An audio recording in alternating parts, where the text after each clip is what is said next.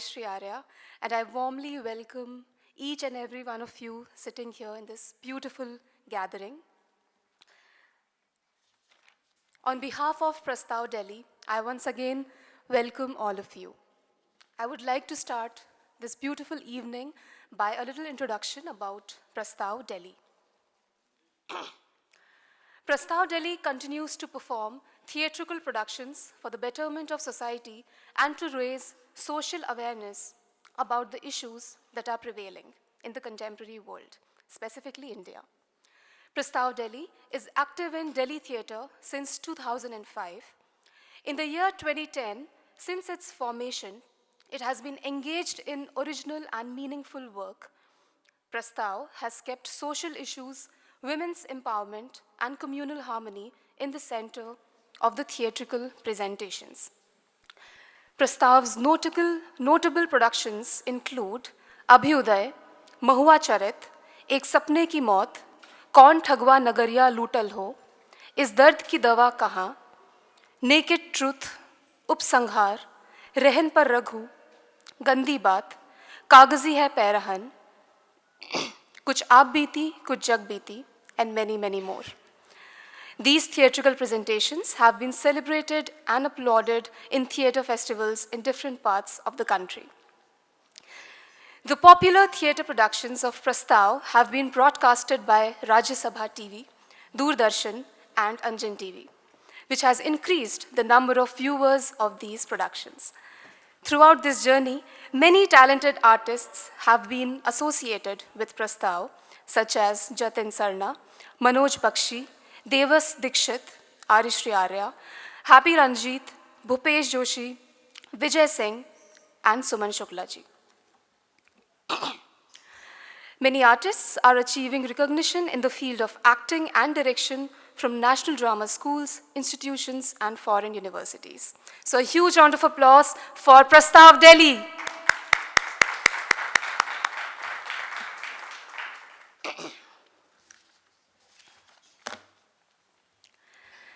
तो आज की इस रंग चौपाल के हमारे आदरणीय मेहमान हैं श्री सुमन कुमार जी. सुमन जी,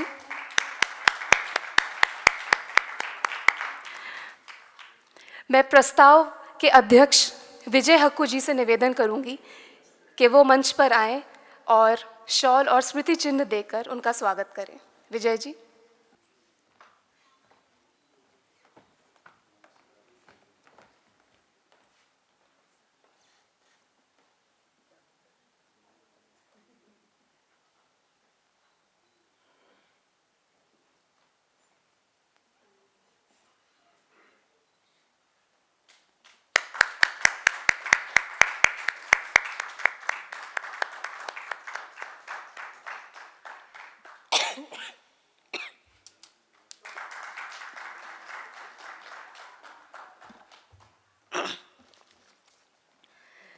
सुमन कुमार जी का जन्म 8 दिसंबर 1967 में बंका, बिहार में हुआ. 1996 में राष्ट्रीय नाट्य विद्यालय दिल्ली से और 1998 में mount view theatre school London से डिज़ाइनिंग में प्रशिक्षित सुमन ने पटना विश्वविद्यालय से BA और मगध विश्वविद्यालय से भौतिकी में ऑनर्स की पढ़ाई की है.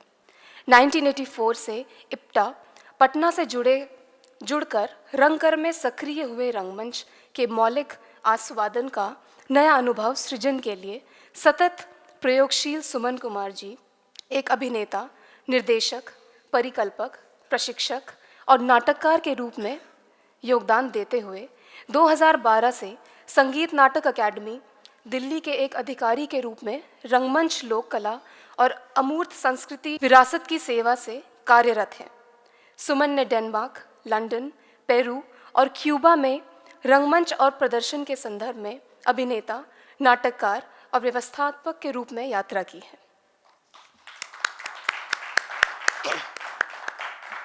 अब मैं मंच में बुलाना चाहूंगी सुरेंद्र शर्मा जी को. विजय जी से मेरा अनुरोध है कि कृपया सुरेंद्र जी का सम्मानित करें.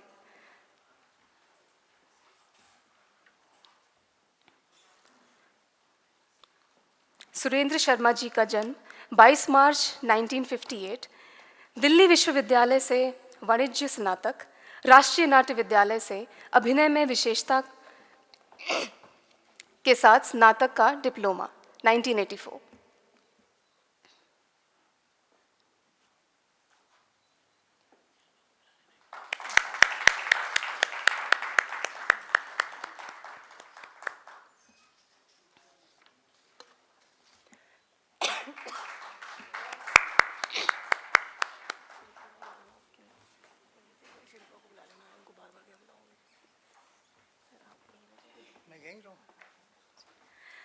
अब मैं मंच में बुलाना चाहूंगी अजय कुमार जी को।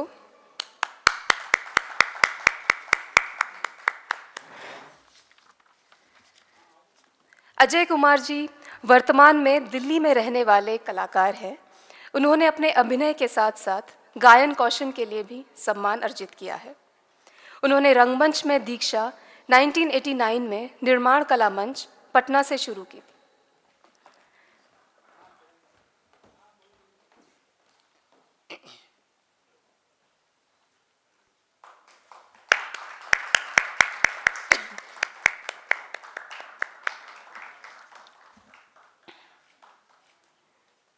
वर्तमान में अजय जी राष्ट्रीय नाट्य विद्यालय के संकाय वॉइस एंड स्पीच एवं थिएटर म्यूजिक के एसोसिएट प्रोफेसर हैं।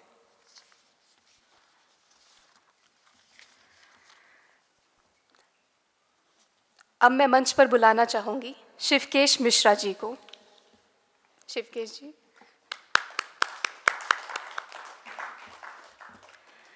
बुद्धिजीवी पेशे से पत्रकार शिवकेश मिश्रा जी साहित्य और रंगमंच के क्षेत्र में विगत वर्षों से सक्रिय रहे हैं। साहित्य और रंगमंच के उत्थान में अपनी लेखनी से वो गरिमामय उपस्थिति दर्ज करते हैं।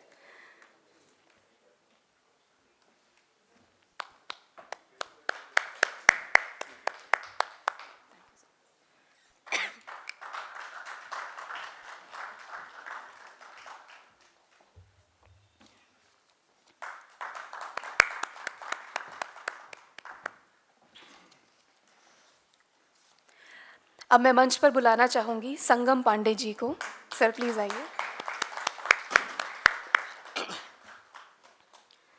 पिछले करीब 35 वर्षों से लेखन व पत्रकारिता में सक्रिय दैनिक भास्कर, जनसत्ता, हंस, इंडिया टुडे, स्टार न्यूज़ आदि में संपादकीय डेस्क पर काम करने के अलावा नियमित स्वतंत्र लेखन भी जनसत्ता में 1.5 दशक तक नाट्य समीक्षा का स्तंभ लिखा। एक पुस्तक नाटक के भीतर प्रकाशित राष्ट्रीय नाट्य विद्यालय की पत्रिका समितियों के शिरकत, इतिहास और दार्शनिक अवधारणाओं को समझने के विषय रुचि। शुरू से मार्क्सवादी राजनीति से जुड़ा रहा।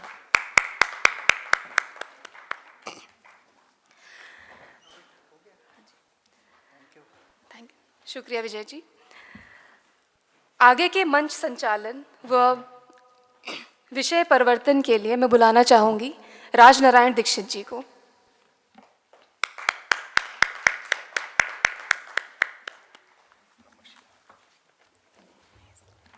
थैंक यू आर्य। आज का जो विषय है रंगमंच में साहित्य की विभिन्न विधाओं के प्रयोग और परिणति। आज प्रेक्षागार में दर्शकों की कमी है, लेकिन जो भी हमने अभी थोड़ा समय लगा हमें, और उस दौरान अजय जी ने प्रत्यक्ष तौर पर परिणति क्या है, और जब हम नाटक के से दूसरी विधाओं की तरफ जाते हैं तो वो हमने प्रत्यक्ष देखा।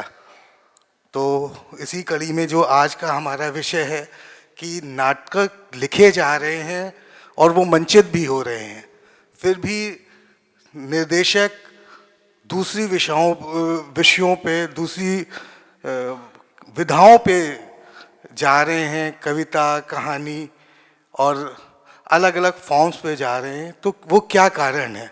और जो लोग इसमें कर रहे हैं, सुमन जी को एक लंबा अनुभव है और सुरेंद्र जी उपन्यासों का लगातार नाट्य रूपांतरण कर उन्हें मंचित करते रहे हैं और बहुत चर्चित प्रदर्शन रहे हैं, और अजय जी ने एक अपनी एक अलग विधा हमारे सामने कहानी के रंगमंच के तौर पर देवेंद्र राज अंकुर जी का एक लंबा एक श्रृंखला है कहानी के रंगमंच की। तो उसके इतर कहानी के रंगमंच के इतर जो हम रूपांतरण या भावानुवाद या किसी भी दूसरी तरीके से हम अगर किसी दूसरी विधा को मंच पे प्रस्तुत करते हैं, उनके क्या जोखिम हैं और उस किन रिस्क के साथ कलाकार उनको करते हैं। और सुमन जी संगीत नाटक एकेडमी से भी जुड़े हैं और संभवतः पूरे देश भर का रंगमंच देख रहे हैं और इस तरह के प्रयोग उनके सामने भी आते रहे हैं। तो जो भी अनुभव हैं उनके, वो हम उनसे सुनेंगे। और आपकी जानकारी के लिए अजय जी हम सब में हम उम्र हैं, हमारी पीढ़ी के हैं अजय जी, और अभी उन्हें नाटक भी करना है।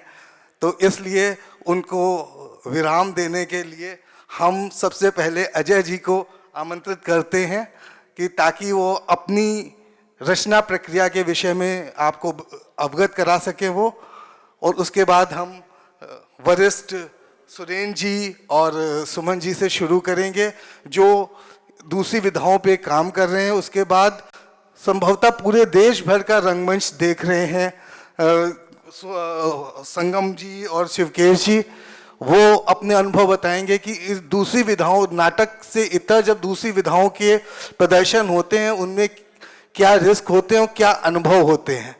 और एक हमने एक इस तरीके का ये रंग चौपाल का रखा है और एक वक्ता के बाद अगर कुछ प्रश्न हो तो आप उनसे पूछ भी सकते हैं। धन्यवाद। मैं अजय जी को बुलाता हूं कि वो अपनी रचना प्रक्रिया और अपने अनुभवों के बारे में आपको बातचीत करें।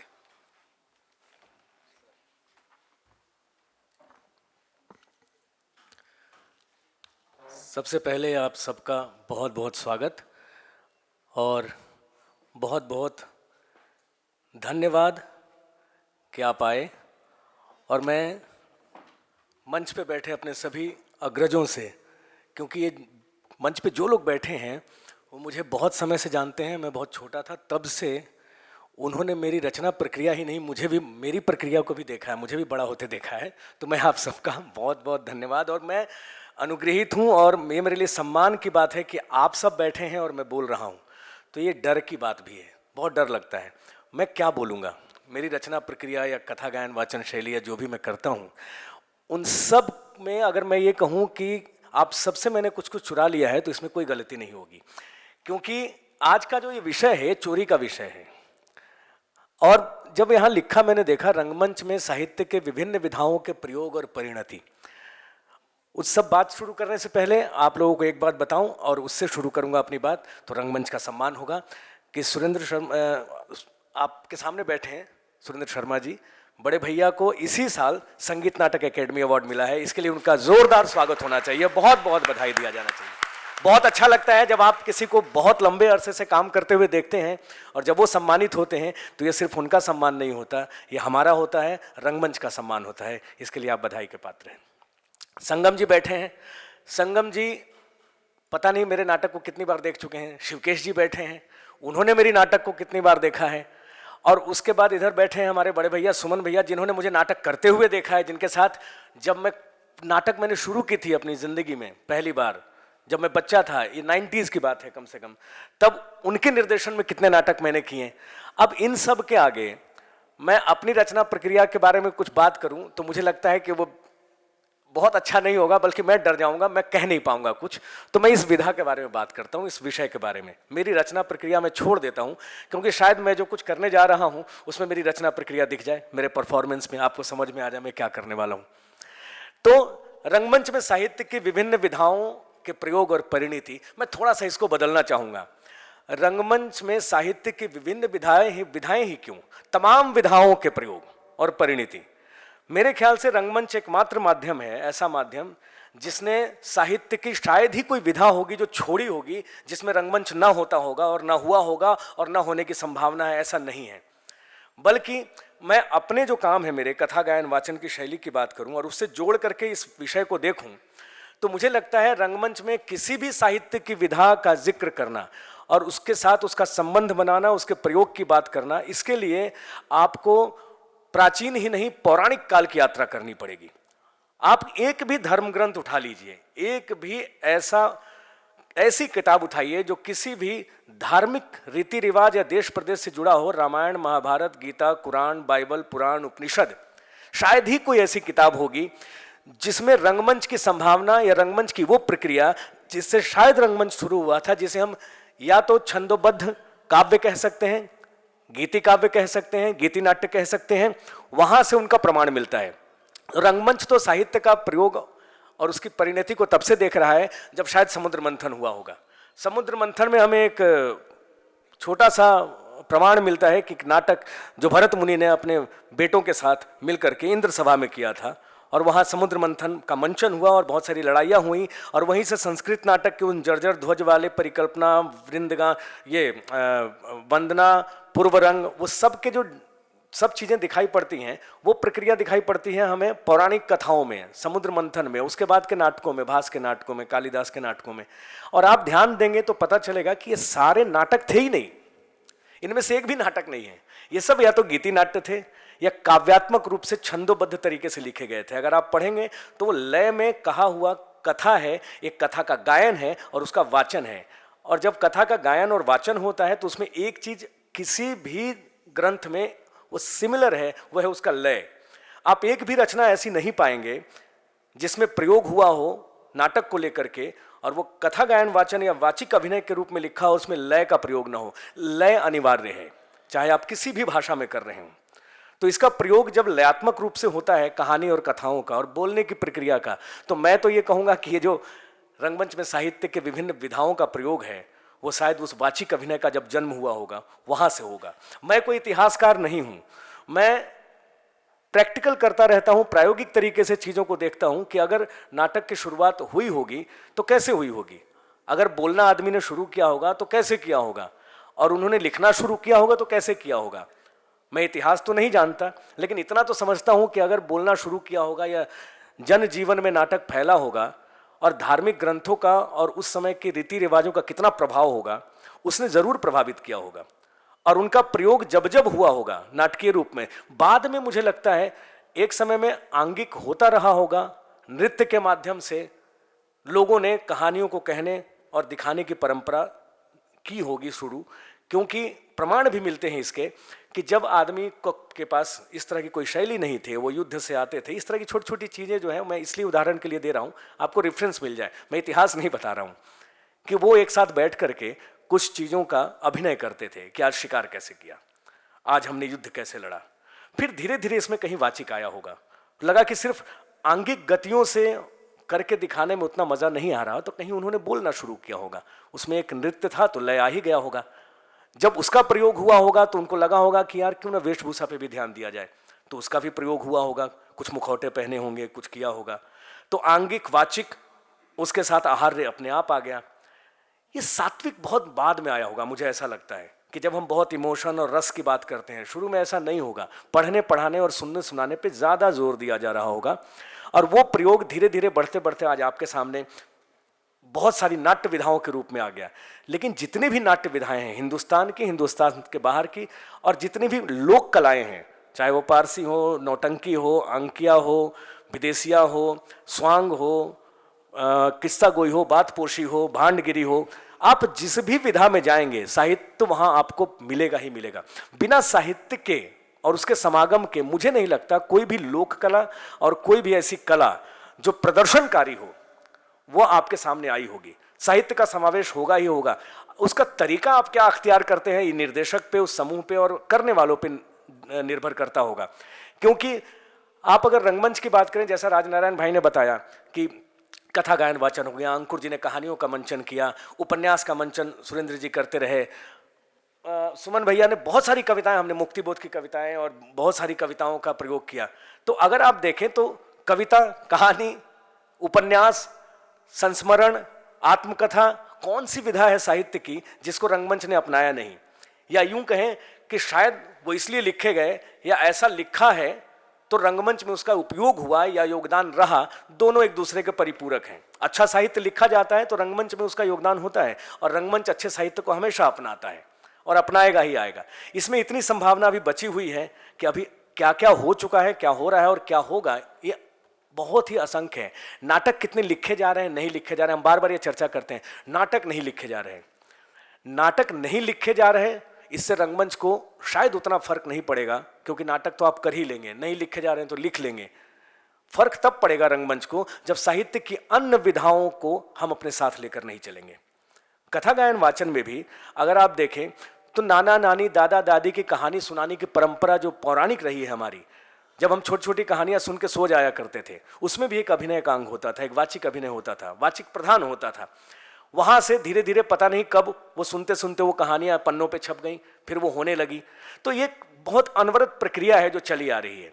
इसके इतिहास पे अगर जाएंगे तो फिर बड़ी बड़ी किताबें लोगों ने लिखी है। कई किताबें ऐसी हैं जो इसी बात पे लिखी हुई है कि रंगमंच कहानी से शुरू हुआ, कि गीति नाट्य से शुरू हुआ, कि अब कहानी का रंगमंच का पूरा स्वरूप क्या है, कि नाटकों का स्वरूप क्या है, कि संस्कृत नाटकों का स्वरूप क्या है, आधुनिक नाटक क्या है। फिर इतनी बहसबाजियां हो जाएंगी कि वो ना अभी जो हो रहा है वो सही है या उस समय जो हो रहा था वो सही है, फिर शास्त्रीय नाटक क्या है, पारंपरिक नाटक क्या है। लेकिन मुझे लगता है आप किसी भी बात की चर्चा कर लीजिए, जिधर से कान पकड़ना है पकड़ लीजिए, आप साहित्य के प्रयोग से बच नहीं सकते। फिर एक सवाल उठेगा कि अगर हम किसी टेक्स्ट का इस्तेमाल ना करें, साहित्य का भी प्रयोग ना करें और आंगिक अभिनय करें, हम मूक अभिनय करने लगे, हम माइम करने लगे, आप कुछ भी करें, इसके बाद भी एक चीज से नहीं बच सकते, और वो है स्टोरी टेलिंग। कहानी कहने, सुनने, देखने की परंपरा। आप जब मूक अभिनय देख रहे होते हैं, आप माइम देख रहे होते हैं, भले ही वहां टेक्स्ट नहीं है, कुछ भी नहीं है, लेकिन एक कहानी होती है जो आपको सुनाई नहीं, दिखाई जा रही होती है। और जब वो दिखाया जाता है, वो कहानी आपको समझ में आता है और अंदर आपके वो शब्द बजते हैं, वो भाव बजता है, वो रस निकलता है, तभी आप उसका आनंद लेते हैं। अगर उस आंगिक अभिनय से अगर कोई रस न निकले, वो कहानी न निकले, अगर रस मान लो वो रोने का अभिनय कर रहा हूँ, हंसने का कर रहा हूँ, उसके बावजूद कोई फर्क नहीं पड़ेगा जब तक उसमें कहानी ना हो। अगर मैं ऐसी बेवजह हंसने लगूं, आप उसका आनंद नहीं लेंगे, मैं बेवजह रोने लगूं, उसका आनंद नहीं लेंगे। लेकिन जब उसका एक साहित्यिक ढांचा आएगा, उसमें कहानी जुड़ेगा, स्टोरी टेलिंग आएगी, और आपको रोने की वजह और हंसने की वजह और गुस्सा होने की वजह पता चले, तब आप उसका आनंद लेते हैं। बिना कारण के रस उत्पन्न होगा नहीं। तो मुझे नहीं लगता कि ये जो रसोत्पत्ति है, कहानी से लेकर के, उपन्यास से लेके, कविताओं से लेके और आंगिक अभिनय तक, कहानी से कोई बच नहीं सकता, स्टोरी टेलिंग से आप नहीं बच सकते। उसका प्रयोग होता रहा है, होता रहेगा, और पता नहीं कहाँ कहाँ। आज आप फिल्म देखते हैं, टीवी सीरियल्स देखते हैं, आप कुछ भी देखते हैं, आप कार्टून फिल्में देखते हैं। आप मुझे बताइए, कार्टून फिल्में जहाँ एक कोई अभिनेता नहीं है, कार्टून है, हमें भी मालूम है, 5 मिनट बाद हम भूल जाते हैं कि वो कार्टून है, हम 5 मिनट बाद भूल जाते हैं कि कोई जीवित कुछ नहीं है वहाँ पे, पेंटिंग है। आप पेंटिंग से भी नहीं बच सकते। अगर आप प्रदर्शनकारी कला की बात करेंगे तो नाटक में पेंटिंग का भी समावेश है, लेकिन वहां भी एक स्टोरी टेलिंग है। आप चाहे किसी भी फॉर्मेट में देखें इस विधा को, आप सिनेमा के फॉर्मेट में देखें, आप डॉक्यूमेंट्री के फॉर्मेट में देखें, अभी OTT आ गया, कुछ भी देखें, आप रंगमंच के उसमें देखें, साहित्य से बच नहीं सकते। और साहित्य का मतलब मैं ये नहीं कह रहा हूं कि किसी पर्टिकुलर एक प्रदेश के लेखकों का लिखा हुआ कुछ, या हिंदी साहित्य, अंग्रेजी साहित्य, बांग्ला साहित्य, मराठी साहित्य। साहित्य का मतलब सिर्फ और सिर्फ इतना कि कुछ ऐसा लिखा हुआ है जो उस जनमानस में बसा हुआ है, जो वहाँ का है, वहाँ की लोक परंपरा का है, और आज का नहीं है, सदियों का है। उसका रूप बदल रहा है समाज के बदलने के परिवेश के साथ। समाज के परिवेश के साथ साहित्य बदलेगा, और जब साहित्य बदलेगा तो हमारा प्रयोग बदलेगा। अब तो तकनीकी इतनी सारी चीज़ें आ गई, तकनीक बदल रहा है। अब अगर हम थोड़ा सा आगे और बढ़े, प्रयोग की बात करें, तो रंगमंच में सिर्फ साहित्य ही नहीं, आधुनिक तकनीकों का भी इस्तेमाल होने लग गया, और इतने जोर शोर से होने लग गया कि अब सब कुछ संभव है रंगमंच पे। हम फिल्मी अंदाज में नाटक कर सकते हैं। एक समय था जब लोग कहते थे जयशंकर प्रसाद के नाटक मंच पे खेले ही नहीं जा सकते, बहुत मुश्किल है, क्योंकि उसका दृश्य विन्यास इतना तगड़ा है, इतना खतरनाक है कि दिखाना संभव नहीं है। आज सब कुछ उल्टा हो गया। शायद उन्होंने उस समय देख लिया होगा कि ऐसा कुछ आने वाला है। अभी उसमें जो कुछ लिखा है कि बारिश हो रही है, कि तूफान आ रहा है, कि पहाड़ गिर रहे हैं, मंच पे क्या नहीं दिखाया जा सकता। रंगमंच में ऐसी कौन सी विधा है जिसका प्रयोग नहीं किया जा सकता? सब कुछ हो रहा है।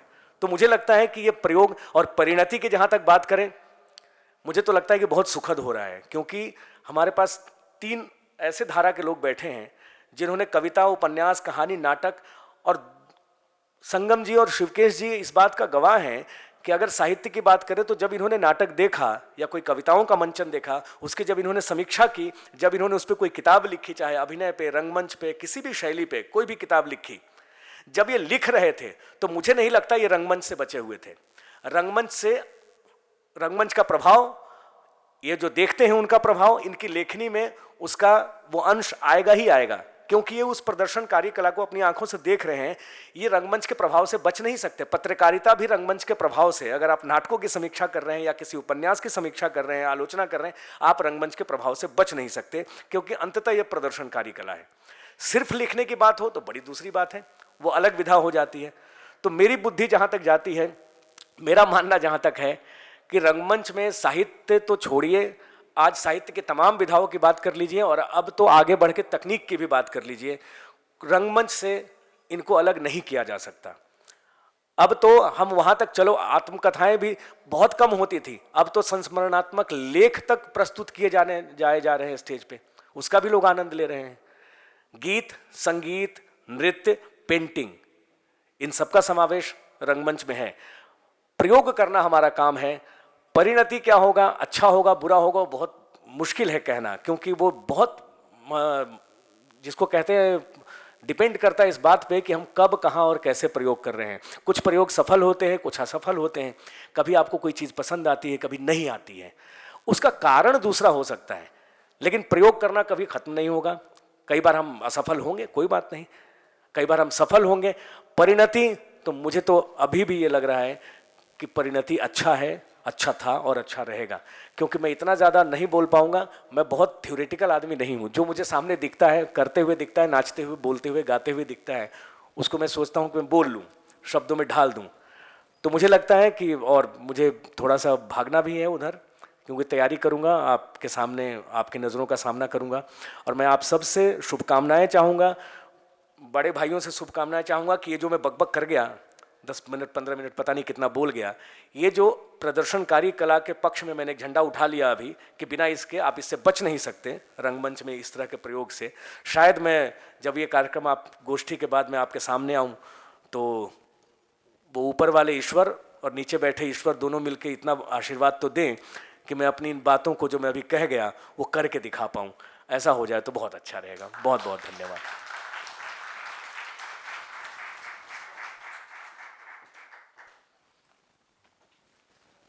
धन्यवाद अजय भाई। अजय भाई ने अपने अनुभवों से आपको अवगत कराया। अब आपके सामने मैं आमंत्रित कर रहा हूँ सुरेंद्र शर्मा जी को।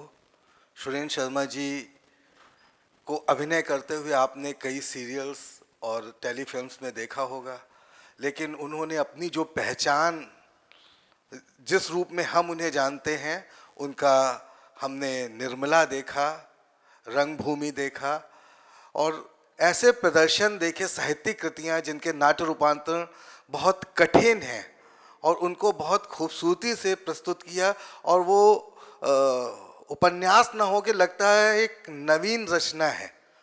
उस तरह की रचना प्रक्रिया से गुजरते हुए सुरेंद्र जी ने जो भी रचना की और जो भी महसूस किया, जो भी उनका कला कर्म है, उसके बारे में वो अवगत कराएंगे। आपको इस बात से और अवगत कराना है, उन्हें इस वर्ष संगीत नाटक अकादमी पुरस्कार से सम्मानित किया गया है, उसके लिए उन्हें बहुत बहुत बधाई। मैं सुरेंद्र जी से आग्रह करूंगा, कृपया वो अपने अनुभवों से आपको अवगत करें।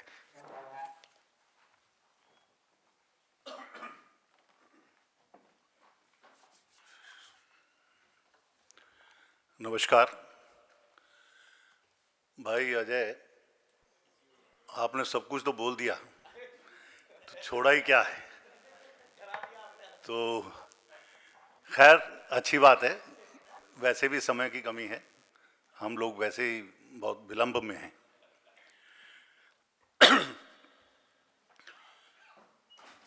ये सही बात है अजय, आपने बिल्कुल ठीक कहा कि कोई भी घटना जब हम प्रदर्शित करते हैं, जब वो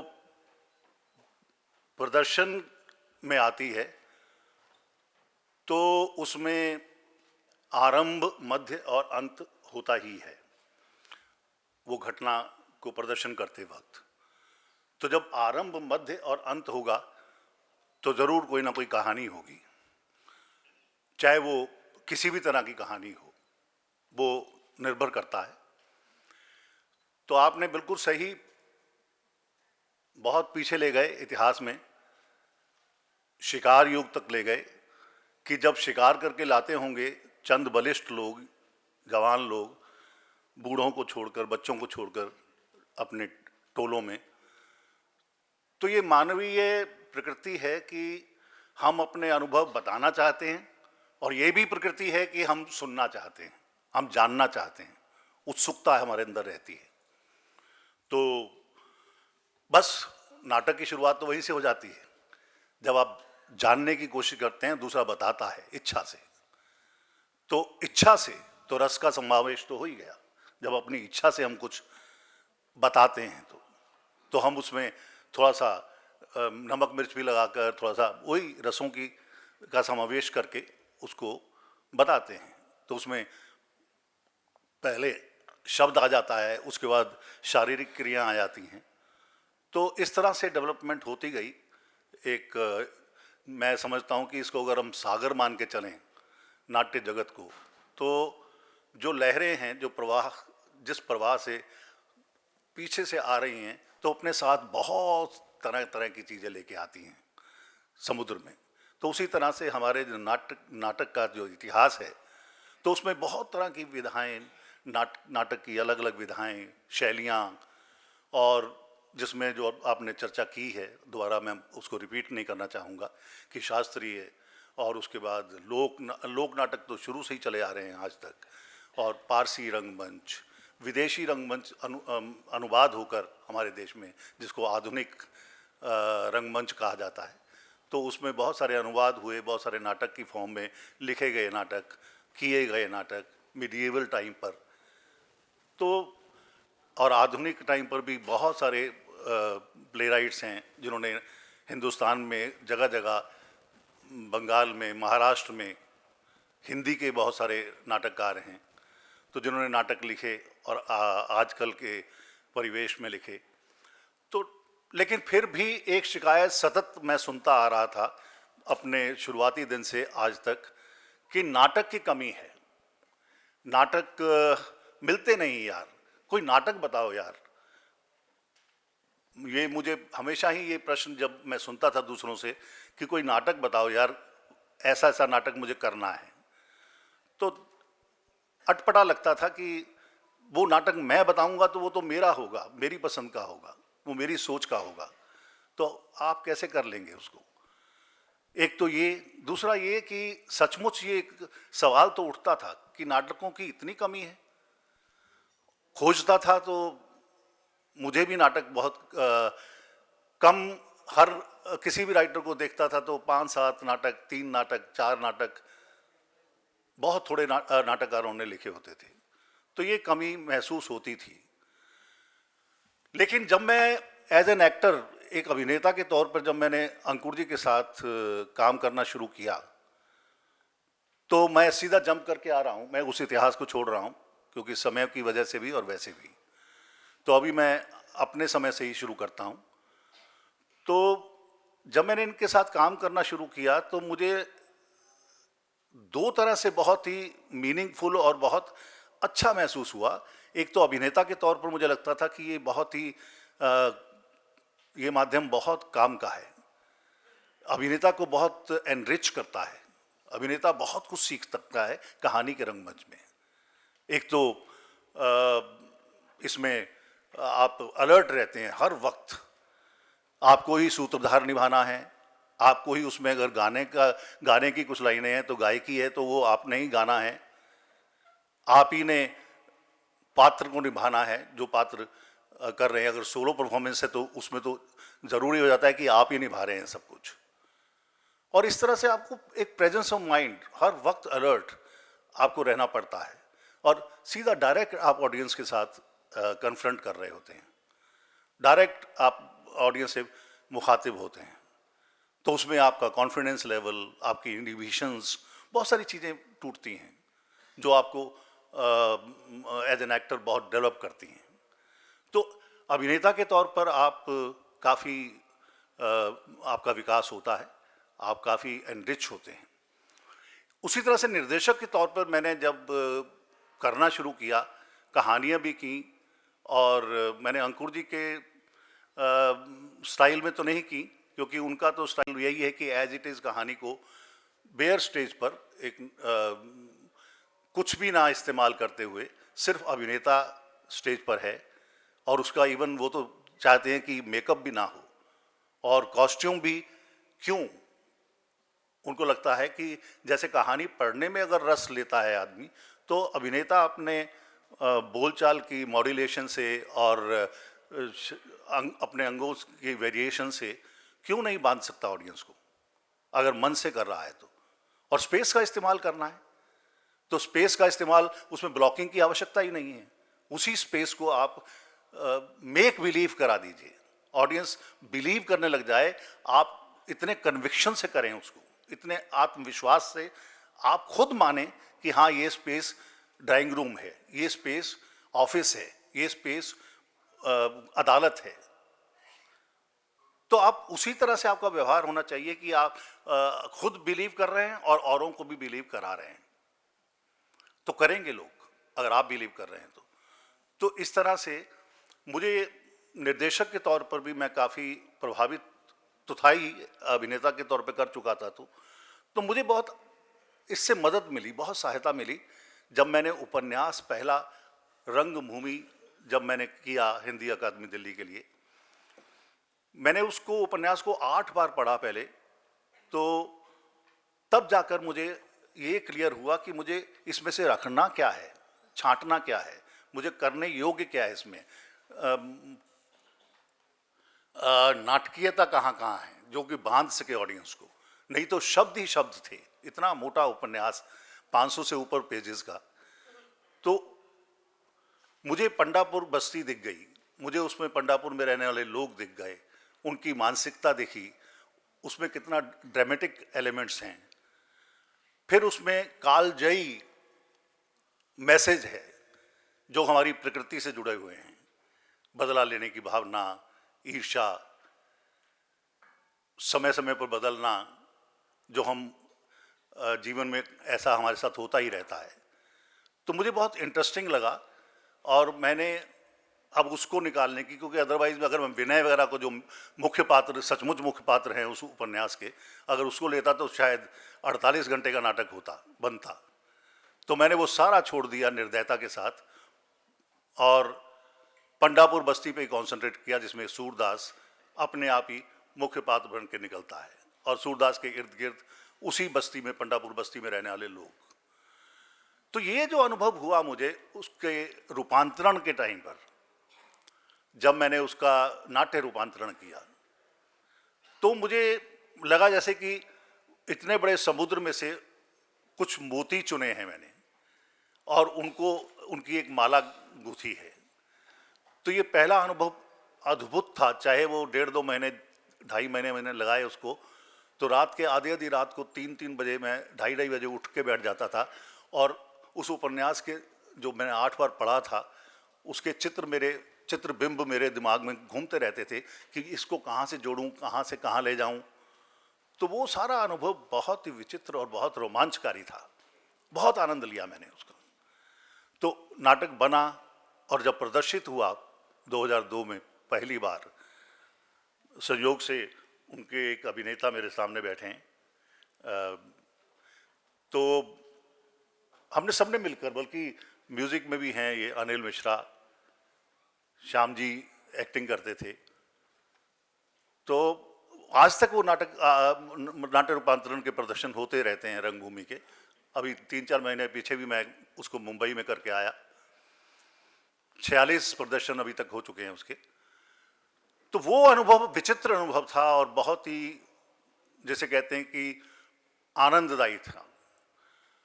तब मुझे ऐसे लगा जैसे कि किसी मांसाहारी को या किसी खून मुंह लग जाता है जैसे। तो उसके बाद मैंने उपन्यासों पर ही अपनी दृष्टि गाड़ दी, और साहित्यिक कृतियाँ जो क्लासिक्स हैं हमारे हिंदुस्तान के साहित्य में, हिंदी के साहित्य में, तो वही मैंने जब जब मौका लगा मैंने उनका ही नाट्य रूपांतरण करके, अभी तक मैं 14-15 उपन्यासों को कर चुका हूँ, और मैं उतना ही हर उपन्यास के साथ नए तरीके से शुरू करता हूँ, और मैं उतना ही रोमांच आज भी अनुभव करता हूँ। बस मुझे आनंद आता है, मुझे उपन्यास के साथ साथ विचरण करने में बहुत आनंद आता है। मेरे लिए उत्सुकता होती है कि ये कैसा बनेगा, क्योंकि उसका प्रदर्शन पहले मैंने ना देखा होता है ना हुआ होता है, मैक्सिमम का तो पहली बार मैंने ही किए हैं कई। तो वो जो रोमांच है पहली बार किसी कृति के प्रदर्शन का, खुद भी मैं दर्शक के रूप में सामने बैठकर देखता हूँ, और जब पहली बार प्रतिक्रिया मिलती है दर्शकों की तरफ से और अगर वो पॉजिटिव है तो बहुत ही अच्छा लगता है। हाँ, कुछ कमियां भी रह जाती हैं और कमियां सुनता भी हूँ और अपने अगले काम में उसको दूर करने की कोशिश भी करता हूँ। तो लेकिन ये है कि उस वक्त जब मैं कर रहा होता हूँ उसका नाट्य रूपांतरण, तो मेरे को बहुत सारी छूट होती है, बहुत सारी छूट कई लेवल पे होती है। एक तो मेरे हाथ में है, मैं उस बहुत महान लेखक की कृति को अपने हिसाब से, क्योंकि मुझे 2 से ढाई घंटे के बीच में उस नाट्य कृति को तैयार करना है, इससे ज़्यादा दर्शक भी नहीं देख पाएंगे और वो व्यवहारिक रूप से ठीक भी नहीं है, तो मैं अपनी तरह से छूट भी लेता हूँ। कहीं पर अंत में भी बदलाव किए हैं मैंने, बीच में भी कुछ जैसे हम कहते हैं कि रंगमंचीय छूट, वो मैंने ली थी, कई उपन्यासों में ली है, जो पता नहीं लगता है, जो बहुत ही बारीक तरीके से मैं उसको निकाल दिया मैंने, तो वो उससे कोई फर्क भी नहीं पड़ता उसके मैसेज, उसकी विषय वस्तु को पहुंचाने में, तो वो छूट भी ली। फिर उसको करने में मैंने बहुत छूट ली, क्योंकि अपने आप में ही उसमें जो कहानी का रंगमंच मैंने अभिनेता के तौर पर किया था, तो वो मैं निर्देशक के तौर पर भी मैंने उनको डाला। जैसे कि एक मैंने उपन्यास किया बूंद और समुद्र, तो उसमें बहुत से एक्टर्स, पहले तो रंगभूमि में ही कुछ लोगों ने मुझे पागल डिक्लेयर कर दिया था कि ये कैसे हो सकता है कि झोपड़पट्टी बनी हुई है, पूरा परिवेश झोपड़पट्टी का है और उसी में आप चमड़े का कारखाना दिखा रहे हो, उसी में जौन सेवक जैसे लोग व्यवसायी उसी में आ रहे हैं और झोपड़पट्टी के सामने ही वो सीन हो रहा है, वहीं उनका घर का दृश्य 2 कुर्सियां रख के कर रहे हैं, तो पीछे लाइट में छुप नहीं रहा है, वो झोपड़पट्टी पड़ी हुई है और आप उसी में कैसे दिखा सकते हैं एलीट क्लास का घर। तो ये व्यक्ति तो पगला गया है। मेरे कुछ एक्टर्स तक ने कहा, तो मैंने कहा करो, लोग स्वीकार करेंगे। मैंने इसी तरह से ट्रेनिंग ली है, अभिनेता के तौर पर मैंने इसी तरह से ट्रेनिंग ली है, तो आप भी अपने अभिनय द्वारा इस स्पेस को मनवा दीजिए ऑडियंस से, उनको कुछ और नजर ही ना आए जब आप अभिनय कर रहे हैं। तो ये बहुत बड़ी शक्ति मैंने पाई। जो मैंने नाटक करते तो हम करते ही थे, क्योंकि उसमें तो परिवेश पहले पूरा, हम ये ड्राइंग रूम का सेट है, उसमें तो पूरा फिक्स होती हैं चीजें। नाटक की नाट्यकृति में उसमें लेखक खुद ही जो है वो बहुत सारे इंस्ट्रक्शन दे रखा होता है कि ये एक शाम का समय है, ड्राइंग रूम का सेट है, उसमें एक सोफा है, बाईं तरफ एक टेबल है, उसमें गुलदस्ता है, उसमें सारा साजो सामान, सब कुछ विवरण दिया होता है।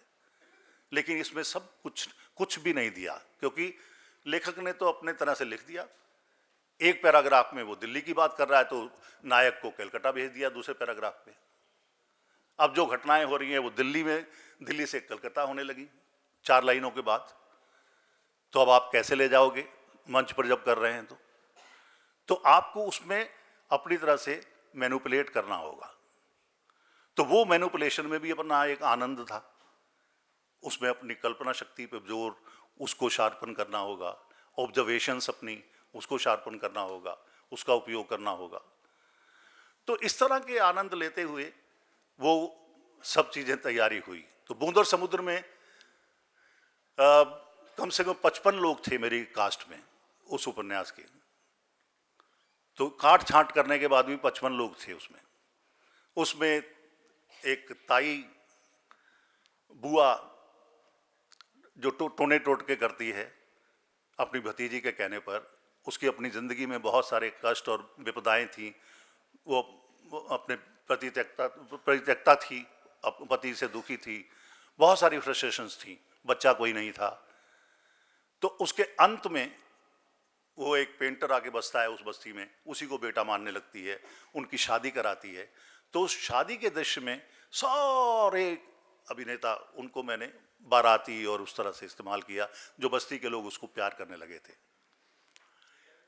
तो वो 2.5 मंजिल का हमने परिवेश के हिसाब से लखनऊ की बस लखनऊ का शहर एक चौक का परिवेश था, तो उसमें 2.5 मंजिल का सेट तैयार किया था। तो उसमें पतली सी संकरी सी गली थी और कोई रास्ते नहीं थे। तो मैंने चारों तरफ से, कहीं से भी बारात आ रही है और उस मंच पर पहुंच रही है, क्योंकि 55 लोग कैसे आएंगे। तो उस वक्त भी सवाल उठे कि ये हैरी पॉटर तो नहीं है कि जो किसी भी खंबे में भी घुस के निकल आएंगे बाहर मैजिकली, तो ये क्या करा रहे हो। तो मैंने कहा नहीं, ऐसे ही आएंगे। मेरे इस नाटक में ऐसे ही लोग एंटर करेंगे और लोग स्वीकार करेंगे। आपको सिर्फ बारातियों की तरह बिहेव करना है। तो ये कन्विक्शन से जब हुआ वो सीन, मुझे आज भी वो तालियों की गड़गड़ाहट अभी भी सुन रही है और मैं रोमांचित हो रहा हूं। जब जगमग जगमग लाइट में सारी बारात आती है उस पूरे संगीत के साथ, और वो बूढ़ी उठकर जिस तरह से उनको रिसीव करती है, उसका शरीर कांप रहा है, वो इतनी भाव विवल हो चुकी है और सब लोग नाच रहे हैं और पूरे मन से, क्योंकि उसमें कोताही अगर हो गई, उस भाव में, उस रस में अगर कोताही हो गई तो वो सीन नहीं बनेगा। और वो हुआ, और स्टैंडिंग ओवेशन लास्ट में होता है। वो सीन के बाद खड़े होकर लोगों ने बहुत देर तक तालियां बजाई। अब वो रुके तो आगे सीन चले, ये स्थिति आ गई थी पहले प्रदर्शन में। तो उस रोमांच को मैं आज तक नहीं भूलता हूं। तो एक बहुत बड़ी हिम्मत मिली, और मुझे लगता है कि बहुत सारे लोगों को हिम्मत मिली साहित्यिक कृतियों को नाट्य रूपांतरण करके मंच पर प्रदर्शन करने का। तो ये मतलब साहित्य का जो समावेश हुआ जो नाटकों में, मुझे लगता है कि ये बहुत ही पॉजिटिव, बहुत ही सकारात्मक बात हुई है। क्योंकि कहानी है उसमें सब कुछ तो है। आप किसी तरह से भी मोल्ड कर सकते हैं, उसमें म्यूजिक भी डाल सकते हैं, आप उसमें ड्रामेटिक एलिमेंट्स भी डाल सकते हैं, आप जो नाटक में हैं वो सारा कुछ कर सकते हैं उसमें। आप सेट लगाना चाहते हैं तो सेट लगाइए, नहीं लगाना चाहते, अगर आपको आर्थिक तंगियां हैं तो नहीं लगाइए आप। तो वो छूट, वो लचीलापन उतना ही है। आप उसमें आप पूरी तरह से एक्सपेरिमेंट कर सकते हैं, किसी भी तरह से। आप एकल भी कर सकते हैं, द्विपात्रीय भी कर सकते हैं, उसको बहुपात्रीय भी कर सकते हैं, हर तरह की छूट है उसमें। तो मुझे लगता है कि वो जो लहरें, वो इतिहास में शिकार युग से अभी तक चले आ रहे हैं, तो हम जितने भी सब कुछ एलिमेंट्स थे वो सारे हम इसमें, मैं तो पाता हूँ। मुझे तो लगता है कि सब कुछ समाहित है इसमें। तो खूब आनंद लिया और खूब आनंद ले रहा हूँ, और मैं दर्शकों के सामने आता हूँ और बिना डरे आता हूँ अपने किसी भी उपन्यास के साथ, किसी भी इस तरह की कृति के साथ। और मुझे लगा अभी तक का अनुभव तो यही है, उसकी परिणति बहुत पॉजिटिव रही, लोगों ने बहुत आनंद लिया और आनंद लेते रहेंगे, मेरा विश्वास है। धन्यवाद, थैंक यू।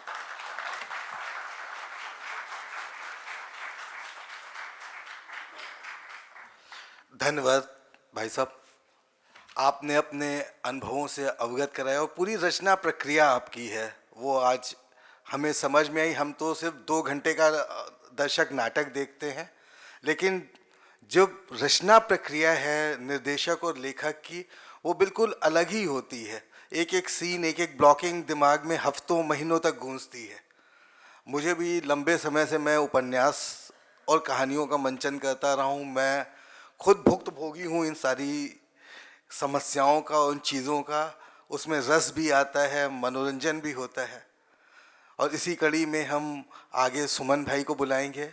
सुमन भाई को बुलाने से पहले एक आज संगीत नाटक एकेडमी से जुड़े हैं संगीत सुमन भाई पूरे देश भर का रंगमंच देख रहे हैं, लेकिन मुझे वो सुमन भाई 1999 वाले यंग सुमन भाई जब कारगिल हुआ था तो इसी मंडी हाउस के चौक पर डेली नई नई रचना प्रक्रिया के साथ लोगों के सामने सुमन भाई ने अपने आप को अभिव्यक्त किया और एक्टिव रहे। और सुमन भाई ने लगभग पूरे देश का रंगमंच देख रहे हैं और दूसरी भाषाओं का भी रंगमंच देख रहे हैं, और वो महसूस कर रहे होंगे कि दूसरी विधाओं को रंगमंच पे किस तरीके से प्रस्तुत किया जा रहा है। और सुमन भाई खुद अलग अलग विधाओं से प्रदर्शन कर रहे हैं। नुगरा का तमाशा वो खुद एक परफॉर्मेंस करते हैं और मैंने भी देखी है, बहुत ही खूबसूरत प्रस्तुति है। सुमन भाई को मैं आमंत्रित करूंगा कि वो अपनी रचना प्रक्रिया और अपने जो अनुभव हैं उनसे आप सबको अवगत करें। सुमन भाई।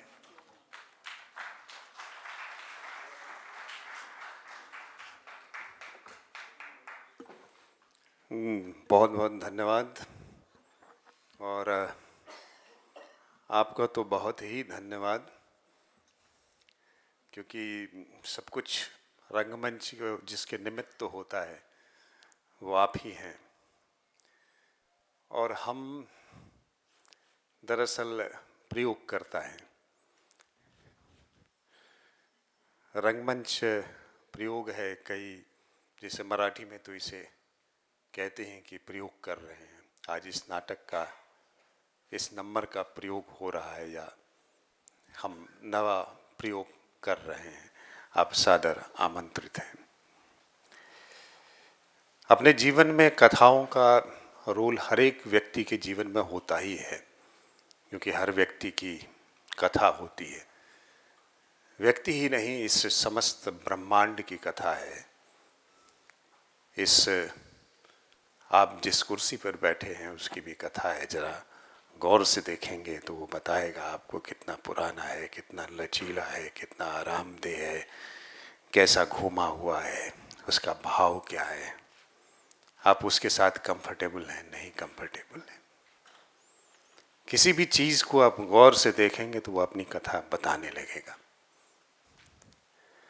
रंगमंच के शुरुआत को भी ऐसा ही मानते हैं। थिएटर ऑफ द ओप्रेस्ड लिखने वाले अगस्त बॉल ने एक चाइनीज लोक कथा के माध्यम से रंगमंच की उपस्थिति की चर्चा की है कि कैसे एक स्त्री ने, एक माँ ने रंगमंच की खोज की। क्योंकि किसी चीज़ को जन्म देना एक स्त्री का नैसर्गिक, प्राकृतिक, सहज धर्म होता है और वो इस सहज धर्म को निभाती है। तो उसी ने शायद रंगमंच की खोज की। जिस चीनी लोक कथा की बात वो करते हैं कि एक कबीले में, और ऐसे वक्त में जब ये भाषा नहीं थी, लोग एक कबीले में रह रहे थे आस पास में, तो वहाँ एक स्त्री और युवा पुरुष आपस में एक दूसरे को पसंद करते थे। उन्हें साथ साथ रहना, तैरना, पेड़ों पर चढ़ना, समय व्यतीत करना अच्छा लगता था। एक समय के बाद उन्होंने महसूस किया, स्त्री ने महसूस किया कि उसके अंदर कुछ बदलाव आ रहा है, और इस बदलाव के कारण वो अपने प्रेमी को उसने दूर रखना शुरू किया। अब वो शरीर में कुछ घट रहा था। उसके शरीर के अंदर एक नन्हा सा जीव जो है वो हरकतें करने लगा था, जिसे वो महसूस करती थी। वो जीव भी अपने वातावरण में पहले उसे तैरने के लिए बहुत बड़ा विशाल संसार था, और स्त्री अपने शरीर में परिवर्तन को महसूस कर रही थी और अपने प्रेमी को दूर कर रही थी।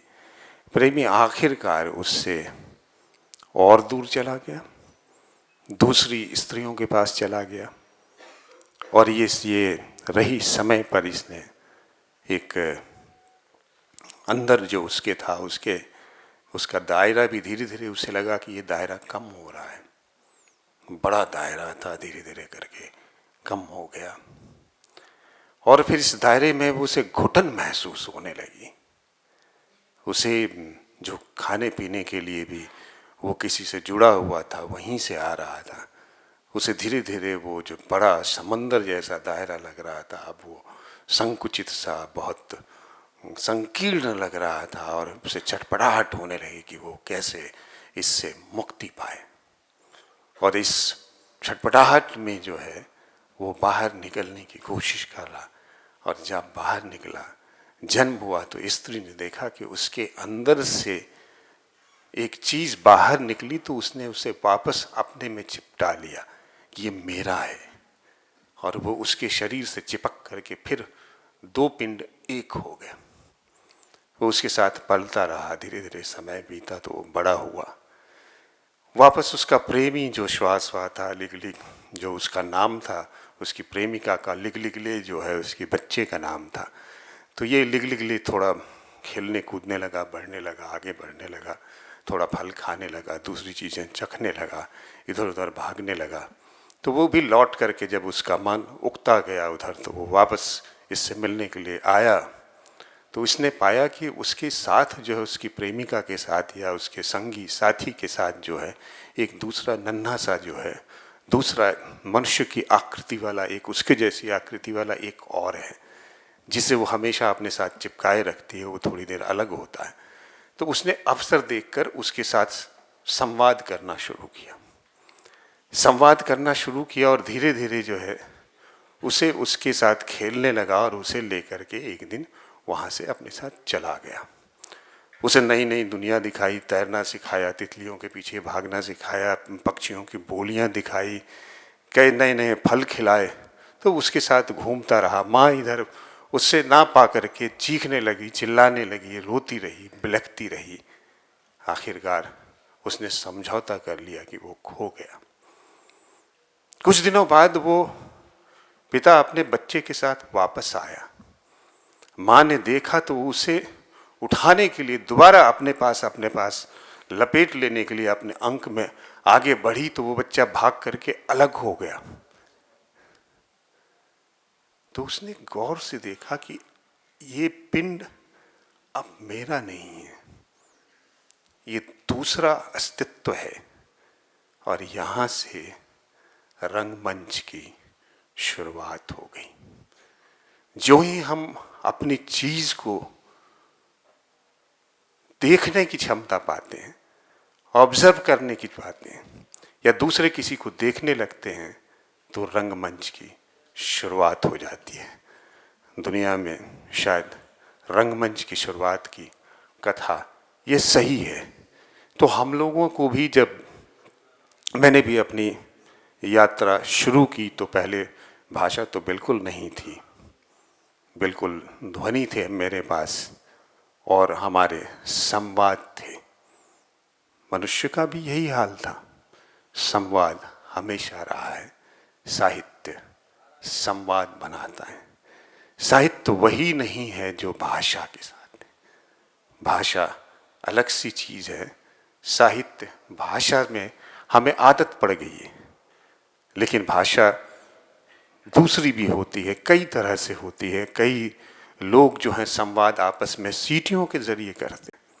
जैसे एक पूरा गांव है, और यहाँ आपको कहें तो नॉर्थ ईस्ट में भी एक गांव है जो सीटियों में बात करता है।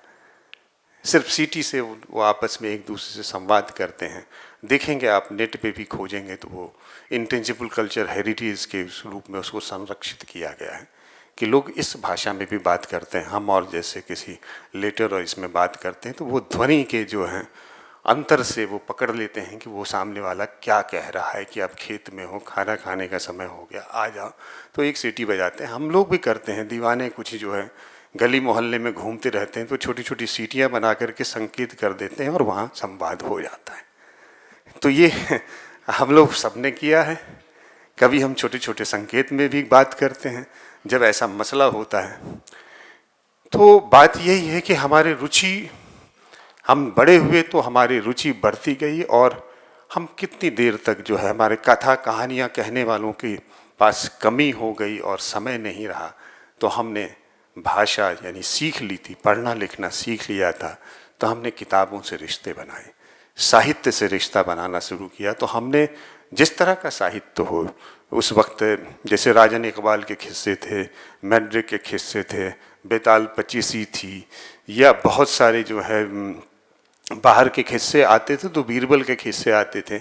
तो ये पढ़ते पढ़ते जो है हमारे अपने उसमें ये हालत थी कि हम लोग चादर के नीचे जो है छोटी सी बैटरी जोड़ करके चादर के नीचे उसकी रोशनी में भी, क्योंकि वहाँ होता था जल्दी सो जाओ, तो उसकी रोशनी में भी कितने नावल पढ़ लिए, कितनी किताबें पढ़ ली। वो उत्सुकता। और ये हम क्यों पढ़ रहे थे? क्योंकि इस दुनिया का आश्चर्य, अद्भुत पन जो है वो हम जानना, समझना और समाना चाहते थे। क्यों? क्योंकि हम भी सपने बुनना चाहते थे, और सपने बुनने के लिए हमने भी एक उपन्यास लिखा, उसे उसी तर्ज पे लिखा जो हम पढ़ रहे थे, वो भी आपस में सर्कुलेट करके हैंड रिटन उपन्यास चला।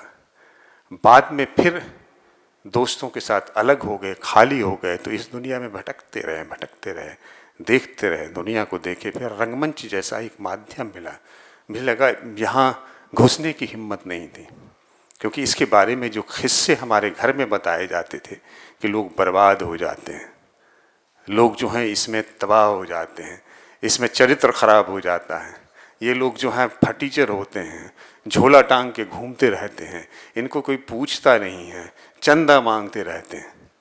तो रंगमंच की ये हालत थी। लेकिन हमारे गांव में भी रंगमंच होता था, तो वहाँ रंगमंच के लिए बड़ा सम्मान था।